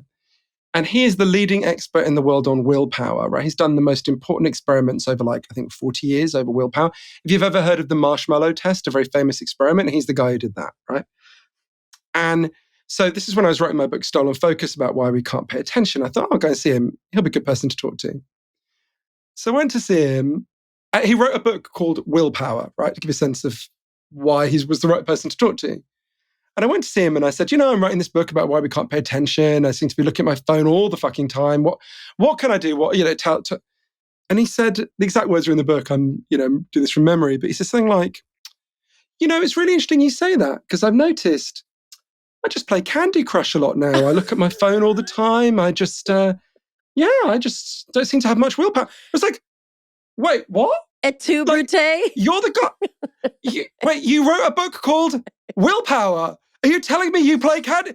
It was like the moment at the end of the Body Snatchers where you're like, oh, they fucking body snatched everyone. Right? Like, it was so depressing. But what I would say is, the way I think about it, right, for obesity, for any of these factors that we're talking about, and indeed the subjects of my other books, for depression, attention problems, addiction, there's three factors, three kinds of cause that drive these problems. The fancy way of talking about it, and it sounds complicated, but bear with me, it's not, and I know you guys know this, it's the biopsychosocial model, right? It's very simple. There's three kinds of cause of these problems. There are problems. There's biological causes, right? Things like your genes, real changes that happen in your brain as you become addicted or depressed or obese that can make it harder to go back. So biological causes. There's psychological causes like trauma or shame, or more positively, willpower. Those are psychological things that you can bring to it. And then there's social factors like the food supply. Also, that affects your biology, but the food environment we grow up in. We would all eat very differently if we'd grown up in rural Japan compared to, if we grew up where I used to live 2 blocks away from Times Square, right? So biopsychosocial, they're all true, they're all real. You were able to use one sliver of the psychological component, willpower, to overcome these other factors. Huge credit to you. For me, I think the social component was a huge factor, but I was fatter than most of the people around me, so it can't just have been that. I think the psychological components about I grew up in a family where there was a lot of violence and as I say, a lot of lunacy. and so, I ate to steady myself and calm myself. For me, that overwhelmed. I'm someone with quite a lot of willpower, right? I work really, really hard. If willpower was the only, and I know you're not saying this, I'm not saying this to argue against you, it's hard to think of anyone in our society who has more willpower than firefighters. They run into burning buildings for a job, right? I could not do that. And yet firefighters are significantly more obese than the rest of the population. So if willpower was all it took to not be obese, that wouldn't compute, right? So there's these other factors going on, and we've got to deal with those factors. And we can deal with those factors. So these new weight loss drugs give us some way of dealing with it. The way I think about it is we were raised in a trap, and these drugs are a trapdoor. They are a risky, rusty trapdoor. Some of us should go through them and some of them shouldn't. And I hope my book is a guide to help people think about that. But also we can, much more importantly, we need to make sure our kids don't grow up in that trap and our grandchildren don't grow up in that trap. And that can sound pie in the sky, but I went to places that have begun to do it. And just before I mention those places, I just want to say, because you're going to think, yeah, good luck with that. We can't do that. I would just get you to think a bit about smoking. I think if we could take your kids or my nephews, my niece, my godsons back to when we were 8 years old, I think the thing that would most shock them is that people smoked fucking everywhere. On airplanes. On the subway. On planes. I remember my family doctor, used to smoke while he inspected me, right? There's a photograph of me and my mother when I'm 6 months old. She's breastfeeding me, smoking, and resting the ashtray on my stomach. And when I discovered this photo a few years ago, I thought she'd feel guilty. I showed it to her. She said, "You were a fucking difficult baby. I needed that cigarette," right? Completely unrepentant. That's the... Now, if you saw someone breastfeeding and resting the ashtray on the stomach, you would literally call the cops, right? That transformation happened as a result of completely concerted government policy demanded by ordinary people that has dramatically reduced the amount of people. I think the figure it's in the book, saying like 55% of Americans smoked when we were like 8 or 9. It's now like 12%. And that's why we have much less lung cancer. Staggering. And wasn't that change also precipitated on we stopped lying to ourselves and the general public about what the effects of that substance and the action was? And that's where I'm agreeing with you, and I want to make sure that it's clear that I'm not saying everyone should just have willpower. I'm saying people are being lied to actively about just how harmful the types of foods that we're consuming are. I think you're totally right, but I think it goes even deeper than that. Even before we're lied to, more 3-year-old children in the United States know what the McDonald's M means than know their own last name. From when we are so small. Well, your last name doesn't give you a toy. That's the thing. Your last name doesn't give you a toy with your fried food. I mean, that's really what it is. You know, I have a memo in the book. It was a leaked memo from a food industry exec talking about, these are not the exact words, but we need to shape children's tastes when they're pre-rational.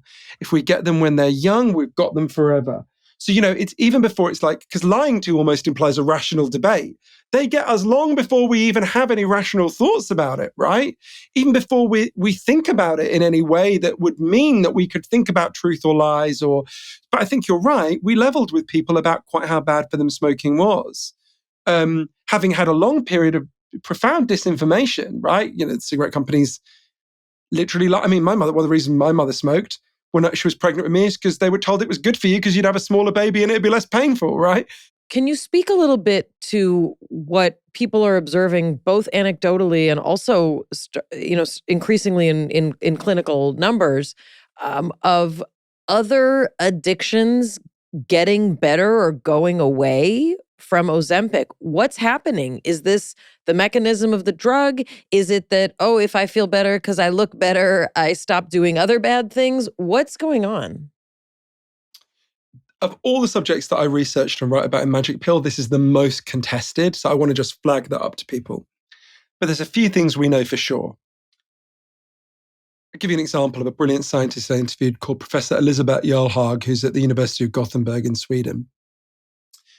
So you take rats and you get them to drink a shitload of alcohol. Turns out rats really like alcohol, like humans do. You get them to drink alcohol over a long period of time until eventually their rat cage looks like a dive bar in North Vegas. And then you come along and you inject them with a GLP-1 agonist, the active components in these drugs. If you do that, the rats massively reduce the amount of alcohol they consume. And the more heavily they were drinkers, the more they cut back. You think, wow. But at first, when those experiments were done, they thought, well, maybe it's just that because alcohol has calories in it, obviously. Maybe it's just what's happening is obviously we know these drugs reduce your desire for calories. Maybe that's what's going on. So Professor Patricia Grigson at Penn State University, who I also interviewed, a brilliant scientist as well, got rats to use heroin and fentanyl pretty heavily.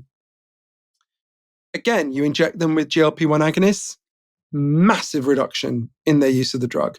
Then Dr. Greg Stanwood, who I interviewed, who's at Florida State University, got loads of mice to use a shitload of cocaine over a long period of time. I don't know why the thought of mice using cocaine is so funny to me, but it is. I sort of picture them as the Al Pacino, a mouse being the Al Pacino character in Scarface. but I don't know. But anyway, again, massive reduction in cocaine use, hugely encouraging. So we know that in animals, it massively reduces drug use across all categories of drugs, which is extremely unusual. In fact, there's no other drug, no other substance that does that. No, that's indicating that there's a larger system that's being hijacked. Exactly. Right. Exactly.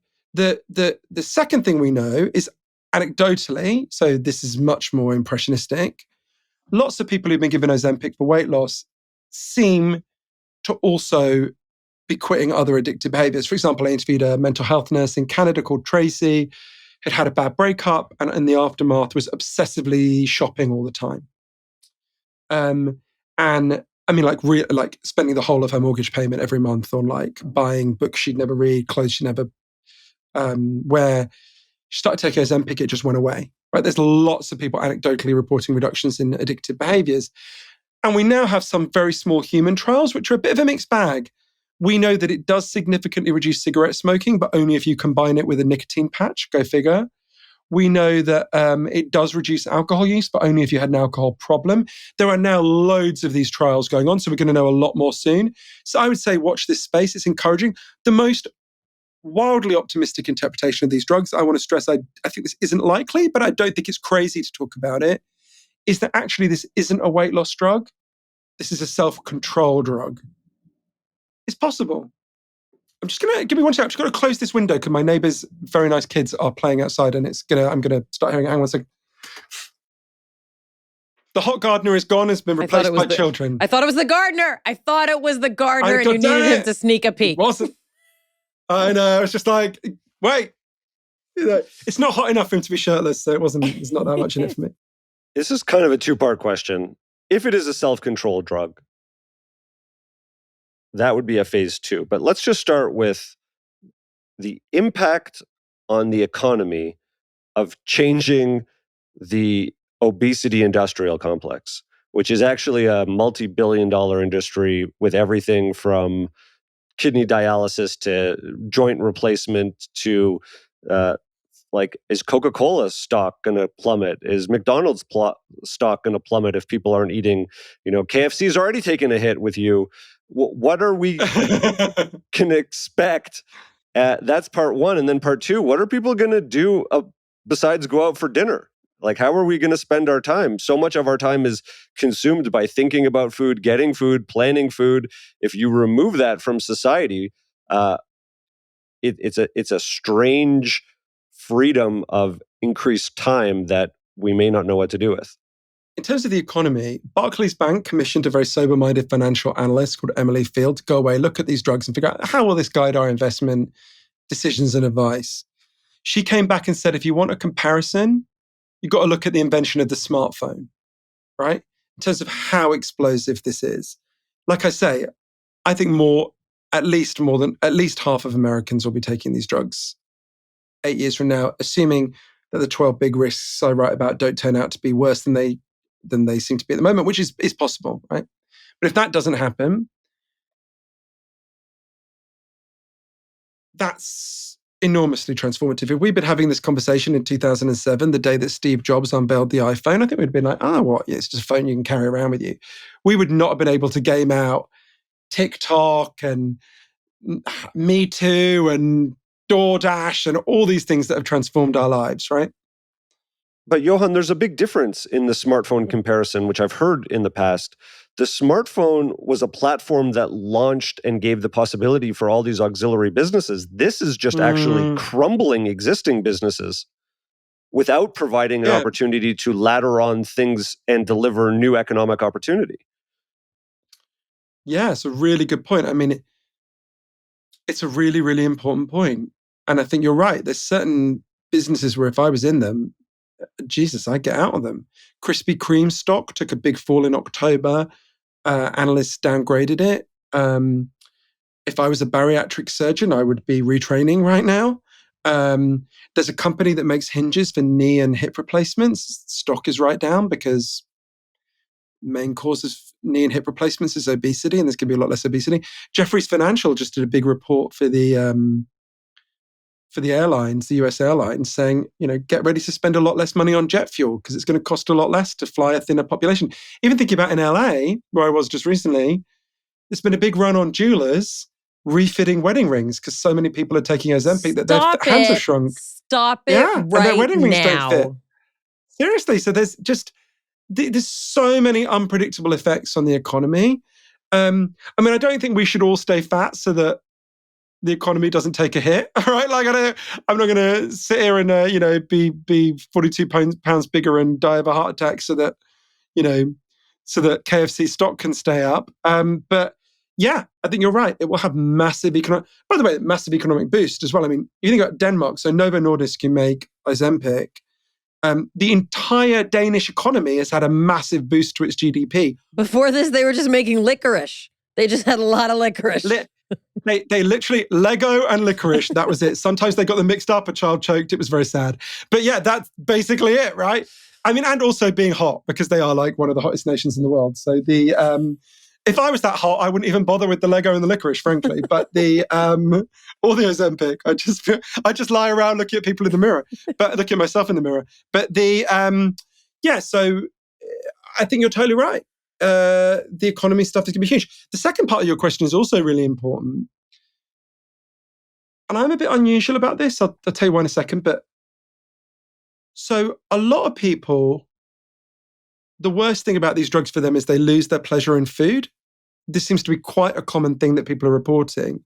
And there's one of the scientists who was involved in developing these drugs for Novo Nordisk, Jens Jules Holst, said in an interview with Wired magazine that that's going to kill the drugs because after a year or two, life is just so boring you can't live without the pleasure of food, right? Weirdly, I actually had the opposite effect, but I know I'm unusual. After I've been taking the drugs for, I forget how long, a few months, I went out for dinner with one of my oldest friends. She said to me, it's always been a bit weird going out for dinner with you because you eat so much so quickly, but you never seem to enjoy it, right? You just sort of inhale it. And she said, now you actually look like you taste your food. And for me, Ozempic so dramatically slowed down how much I eat. Before, I used to eat to stuff myself, to calm myself. I didn't really, the taste and texture of the food was very much a secondary concern to me. I'm not saying I got nothing from it, but it was very little. And now I eat so much more slowly because you can't stuff yourself on Ozempic. I actually enjoy food much more than I did before. I don't want to overstate it. I'm not some great foodie, but it's better than it was, right? So again, I think that's going to be unpredictable. I think there'll be quite a lot of people like me, but there's going to be more people like that. And I think you're right. The most primal and ancient bonding rituals are around. We eat together. We sit. I also want to say, though, you don't not eat when you're on Ozempic, right?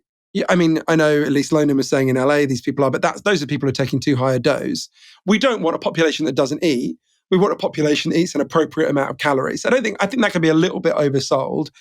I don't eat one bowl of dust once a week, right? I eat.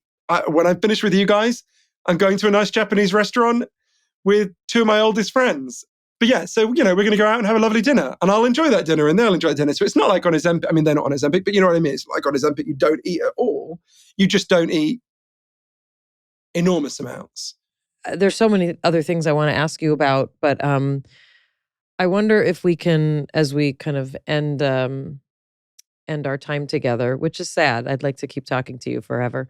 But I wonder if you could kind of wrap things up here with some of the risks that you talk about. And I don't just mean like, what are the risks of the drug? I mean, kind of the larger risks. It's kind of like risks with a capital R. Can you just highlight a little bit what you would like to wring your hands about regarding these drugs? Well, I guess if you talk to experts about the risks of these drugs, generally what they say, and it's an important point and they're good scientists and there's a lot of truth in this, is they say actually we've got quite a lot of medium-term data. So for people who don't know, in addition to making you lose weight, these drugs also stimulate the creation of insulin in type 2 diabetics, which is what they need. So diabetics have been taking Ozempic for nearly 19 years now, right? And so I'm putting it a bit more crudely than the scientists would, but they basically say, look, if the drugs made you grow horns, the diabetics would have horns by now, right? And that's a good and important point, and should give us some confidence. But some other scientists said, okay, well, if we're going to base our confidence so largely on the diabetics, let's do some more digging on the diabetics. So, for example, there's a brilliant French scientist called Professor Jean-Luc Fayet, who was commissioned by the French, who I interviewed, who was commissioned by the French government to look at the safety of these drugs for the French market. So he starts looking at the evidence, and he was really alarmed by something in the animal studies. If you give the active component of these drugs to rats, they are much more likely to get thyroid cancer. So he thought, it's a bit alarming. So he looked at a huge database in France of diabetics who've been type 2 diabetics who've been taking these drugs for ages, and he compared them to very similar diabetics who'd not been taking these drugs. And what him and his team calculated, if they're right, and this is highly disputed, is these drugs increase your thyroid cancer risk by between 50 to 75%. Now, it's important to understand what that doesn't mean. Because you first hear that, you're like, what? It doesn't mean if you take the drug, you've got a 50 to 75% chance of getting thyroid cancer. No, but it does mean that if you have a family history of thyroid tumors or thyroid cancer, they say it's medullary thyroid carcinoma, you are not supposed to take Ozempic. And I wonder how many people have a family history who would be like, fuck it, I don't care. It won't happen to me. Yeah, that would be extremely alarming. So you're exactly right. So what it means is that whatever your thyroid cancer risk was at the start, if Dr. Fayet and others are correct, which is disputed, then that risk will go up by 50 to 75%. Now, thyroid cancer is relatively rare. 1.2% of people get it in their lives. 84% of them survive. But nonetheless, it's a pretty big increase in a small risk, right? And that's just one of many risks that I go through in the book. So yeah, there's a lot that I'm worried about. We know that if you give these drugs to rats, and the rats get pregnant, they're much more likely to have babies with birth deformities. So I would say if you're not just if you're planning to get pregnant, but if you're at risk of getting pregnant, don't take these drugs. At risk. There's a whole array. I think you're talking about being at risk. Keep your legs closed, ladies. What's the line of in Absolutely Fabulous? My mother didn't give birth; she had something removed. But if you're if there's it's funny. It's funny you should say that because as you can probably tell, I'm gay, and I only have had sex with 2 girls in my life when I was 15. And not very long ago, I bumped into one of them for the first time in all this time, and she had a baby in her arms. And literally, my first thought was, "It's my child." And then I was like, "Oh no, wait! Unless she had a very long pregnancy, I think is unlikely." That should be on your book jackets. That you are at very low risk of getting anyone pregnant. Exactly, it's exceptionally low, I think, is the benefit there. But yeah, so in terms of what I want to get off my chest, obviously I go through a lot of the risks in the book, but for me, the thing I most want to thump the table and say is at the moment, people like me have a choice that is really painful. It's between a risky medical condition and a risky set of drugs, right? And I hope my book is a guide so people can think through those risks for themselves and make their own decisions in consultation with their doctor. But the main thing I want to say is that doesn't have to be the choice. I went to Japan. Japan is the 3rd richest country in the world, right? Japan has almost no obesity at all. 42.5% of Americans are obese. In Japan, it's 4%. Their childhood obesity rate is almost literally 0. It is really weird to go to Japanese schools with 1,000 kids and walk around and say to the teachers, "Where are your overweight children?" And they say, "We don't have any overweight children," right? And the reason they do it is because they protect their children from processed and ultra-processed foods, and they educate them to love and enjoy healthy, fresh foods that feed their bodies and make them well. We can do that too. Just like we changed the culture around smoking profoundly, very few 16-year-old Americans smoke now compared to when we were that age. Okay, we've got issues around vaping and that's a real thing, but vaping if you had a choice between vaping and smoking cigarettes, we choose vaping every time, right? So we don't have to tolerate this. We can fix this. We can put this right. We absolutely need to do that. Now, though, for someone like me, it's too late. I've had a life on KFC, right? I can't go back in time and undo that environment. I've made the difficult choice I've made. Other people will have to make a difficult choice. Even just knowing about the environmental factors has reduced my shame. I felt like such a failure for being fat. I was, in fact, an entirely typical product of the environment I grew up in, right? It was not my fault. So I would say know that this was done to you, not something you did to yourself, and know that it doesn't have to keep happening to the next generation and the next generation and the next generation. And we can put this right if we want to. We've got a new tool to deal with this problem, which is exciting and disturbing. And I hope it wakes us up to go, how the fuck did we get to this point? Well, I mean, I never in a million years did I think I'd get to speak to you. And I insist, or I will literally hang myself, that we end this podcast with the last lines from Beaches, which are, I remember the line you say, which is, well, sure, we're friends, aren't we? That's What's the line that she says before that? She says, hold on, Valerie, can you pull this up? So for people who don't know, in case people are listening and they don't know this, if you have not watched Beaches, you must just immediately stop and your life will never be the same again. You just literally need to, whatever you're doing, I don't care if your child is about to die and you need to go to the hospice, abandon the child and watch Beaches, because it is the greatest film I've made. But I do care if your child is dying, don't get me wrong, but priorities here.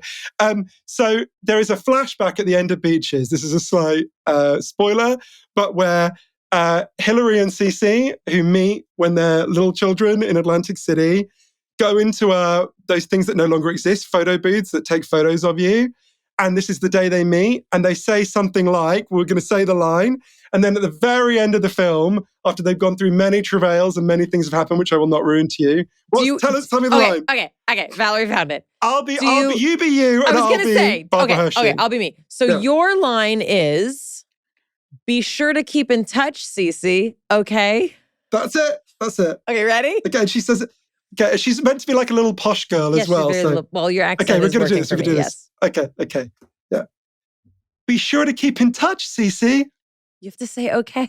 Oh, sorry. Be sure to keep in touch, Cece. Okay? Well, sure.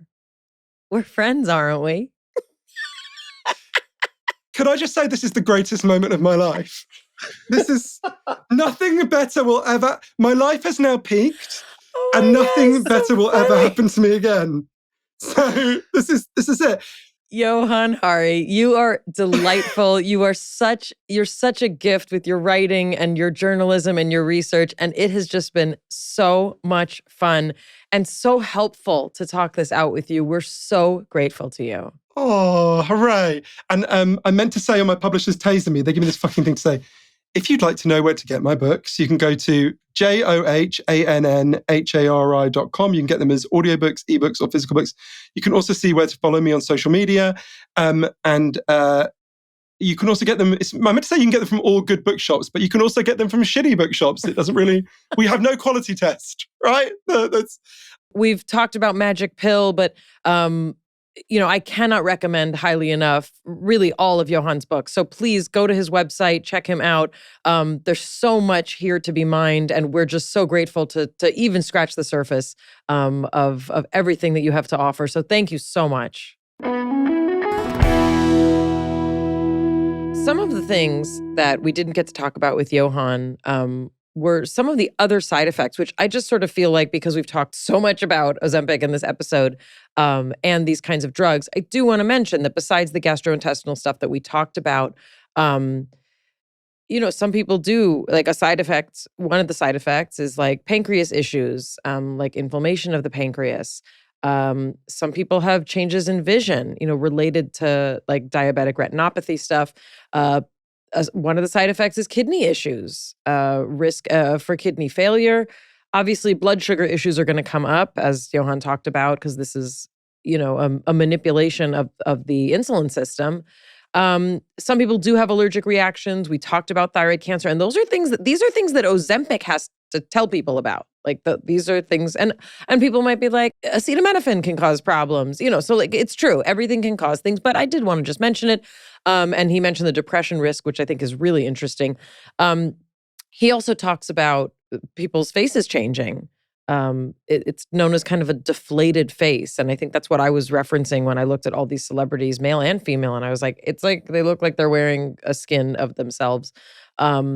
So yeah, and malnutrition is a real concern. When I've experienced people who, are on these drugs and have said, I'm on this medicine, it's like they just like, I don't want to eat. They don't eat. So yeah, eating is important. And obviously you're going to get loss of muscle mass, from that as well. That was a very interesting conversation. I mean, honestly, I could talk to him about each of his books for hours and hours because I love the way that he writes. I love the way that he goes about his research. I think that's what's so interesting about this book. It's not just about I took this drug and here's what happened. It's about what is the culture? What did he say? The biopsychosocial environment that we're all, having to navigate. And he finds people doing research about, things that previously we would have considered esoteric, which are now really at the forefront of understanding the underlying mechanisms of these kinds of drugs and what it does not only to our bodies, but to our brains. And as you and I would argue, it's all connected. When he talked about biopsycho, so I was like, how do you tell the difference? Everything psychological has a physiological component, has the gut, the mind, it's all related. I totally agree. I want to also be careful that I'm not underplaying the need for many people to be on these drugs. I'm concerned that we don't talk about the interrelated nature that you just mentioned. I'm concerned that we just jump so quickly without thinking about the side effects. The loss of muscle mass can have real serious implications for longer life. And I would say most people, especially women, would say I'd rather be skinny than have muscle mass. And if you try and explain to them, well, it's actually not good for your bones. It's not good for this. This is where we're in a really difficult place. And I would say it's because of decades and decades of indoctrination. It is. And it's very, very hard to undo that stuff. And, the fact is, we are not the kind of podcast that talks about, let's say, muscle mass. That's not kind of place that we go. But I know that it's in the soup of podcasts. It's in the soup of these conversations by what I say is usually male hosts talking about let's all take creatine and let's eat 8,100,000 grams of protein every meal. That's the American way. I talk about it. You just don't let me record it. I was trying to be vague and not say this is what you want to talk about all day. But I do think that, what I kept thinking, and might sound dumb, what I kept thinking? I'm like, the country's too big. Everything feels impossible to do when the country's so big. And there's and this isn't me arguing for provinces, although I have argued for that before. But I got this feeling of how does a country with so many people have one president and one this and one FDA? There's too much that we're trying to control with one centralized entity when our needs are so variable and our needs are so I feel I don't want to have Michelle Obama telling me to garden because people laughed at her. But the fact is, communities need gardens. It's a real thing. It's a thing that we could actually mobilize around to increase the availability. I'm being totally honest. I'm not just saying me and my little, shovel in a corner of San Francisco. I'm saying that there are larger scale things that we could be doing to work towards helping people. I mean, the fact that schools started, introducing healthier meals, some public schools are introducing meditation, right? It's not impossible. To me, it feels impossible. Like I said, my 5-year-old assessment is the country's too big, there's too many people, I don't know how you regulate anything. And forget about all the people who don't want any regulation at all, which is another factor. Yeah, because left to their own devices, I guess people will just figure it out. And you know what, Jonathan? I know you were saying that kind of in passing, but those people, I've heard the way they talk about people who carry extra weight. it's not loving, It's not. We talked earlier in an episode many moons ago about, do our hunger cues change when we don't touch the food that we eat? When we're not preparing it, for example. It's not only that our hunger cues tell us to be hungry and then we go to Uber Eats or DoorDash and we type in what we want and then we go down to the front door, pick it up, open the packaging and eat it. That's only part of how we feel satiated. And in fact, some of the times I feel the least satiated and where my cravings are the highest is when I'm just eating on the go without any thought about it, without any real preparation, without planning or interacting with the ingredients versus, I know I'm going to be hungry at some point. I chop an onion, I chop a carrot. My mind starts thinking about that. We smell the food. That starts playing into our hunger cues. We cook the food, we wait for it. There's anticipation involved. We're a part of the process. There's more smells. We're using our hands we are interacting with it. Then we eat the food and then we have it and then we clean a dish. Like there's a ritual that is much more than the very, very mechanical nature of calories in, I no longer feel hungry, then I go about something else. And my concern is that the further we go away from a relationship with our food, whether that be shopping, planning for it, doing other things, we then get more calories that do not fulfill us, and down the rabbit hole we go. Yeah, I mean, I can't separate that, and I think especially coming from sort of a feminist lens, I cannot separate that from the fact that the bulk of food prep, childcare, and cleaning of the place that you live falls on women historically. And it was seen as a tremendous advance when they created the TV dinner and when they created, all of these ways to make your life easier, faster, the microwave, right? All these things were marketed as ways to remove women from the prison of what you were told your identity was as a woman, which was to cook and to clean and to prepare. So I think it's a little bit it's hard for me. It's a luxury when we make a meal together and it's fun and it's nice. But on average, yeah, when I have worked a whole day and my kids have come home from school and they finished their homework, I rely mostly on at least one processed thing to use to make a meal for them. And if I were a person of leisure, right? If I had the time that I had, let's say, when I was finishing grad school, and I didn't have coursework and my schedule was more my own, I cooked a lot and I cooked a lot more healthily, because I had that time. If you own a crock pot, preferably metal one so you don't have forever chemicals coating the inside, and this is like a $60 item that lasts forever for the most part. You can put lentils, carrots, onions, and a handful of spices in there in literally 10 minutes. Put it in there, walk away. Or if you eat meat and you're not a vegan or vegetarian, you can put a frozen chicken breast in there. You can put rice on a stove. Under half an hour, you can have 6 or 7 servings of food that last you many days. Well, one of the ways that I changed the way I eat is that I'm okay eating the same thing over and over again. I believe we need variety, but there's a simplicity. I don't think people need an hour and a half cooking. Yes, it can be time consuming. Yes, it requires some planning, but there are simpler ways to do it to get healthy food. And just even if it's not every meal, even if it's not all the time, don't be absolutist about it. But there are ways to batch cook, to bring healthy food into your diet in a regular way and a consistent way that doesn't have to be totally time consuming. Thank you for your nutritional 30 seconds, Jonathan. We appreciate it. Well, this goes to also your garden. What I was talking about with the food prep also goes to your garden. And if people want to have private conversations about muscle mass and creatine, we can do that off air.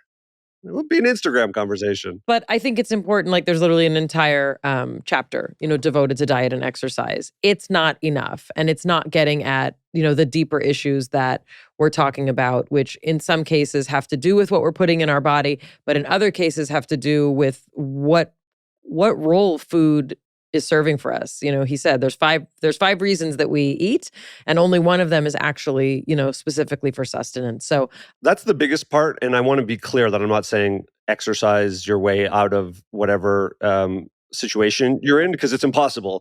I was listening to something recently and a doctor was saying, you go to a movie, you have a bucket of popcorn, you may have a soda, it could be 1,000 calories. Most people aren't even physically capable of burning 1,000 calories because they're not in good enough shape to do that. Like, actually burning off 1,000 calories is a misnomer that you can exercise your way into being thin. Exercise is actually not the greatest. Like, there are amazing benefits of exercise well outside of weight loss, but changing what you're consuming is the biggest factor for weight loss. And as you said, looking at what's driving our food consumption, most likely, and most of the time, it is not only for nutritional reasons, it has the psychological and emotional components. Those are much bigger factors. Please make sure to share this episode, like us, subscribe if you haven't already. We love your comments. They're important to us. And we love what we do because of conversations like this. Honestly, really, really fantastic to have you all get to hear this conversation we had. So from our breakdown to the one we hope you never have. We'll see you next time. It's Mayim Bialik's breakdown. She's gonna break it down for you. She's got a neuroscience PhD or two. One fiction, and now she's gonna break down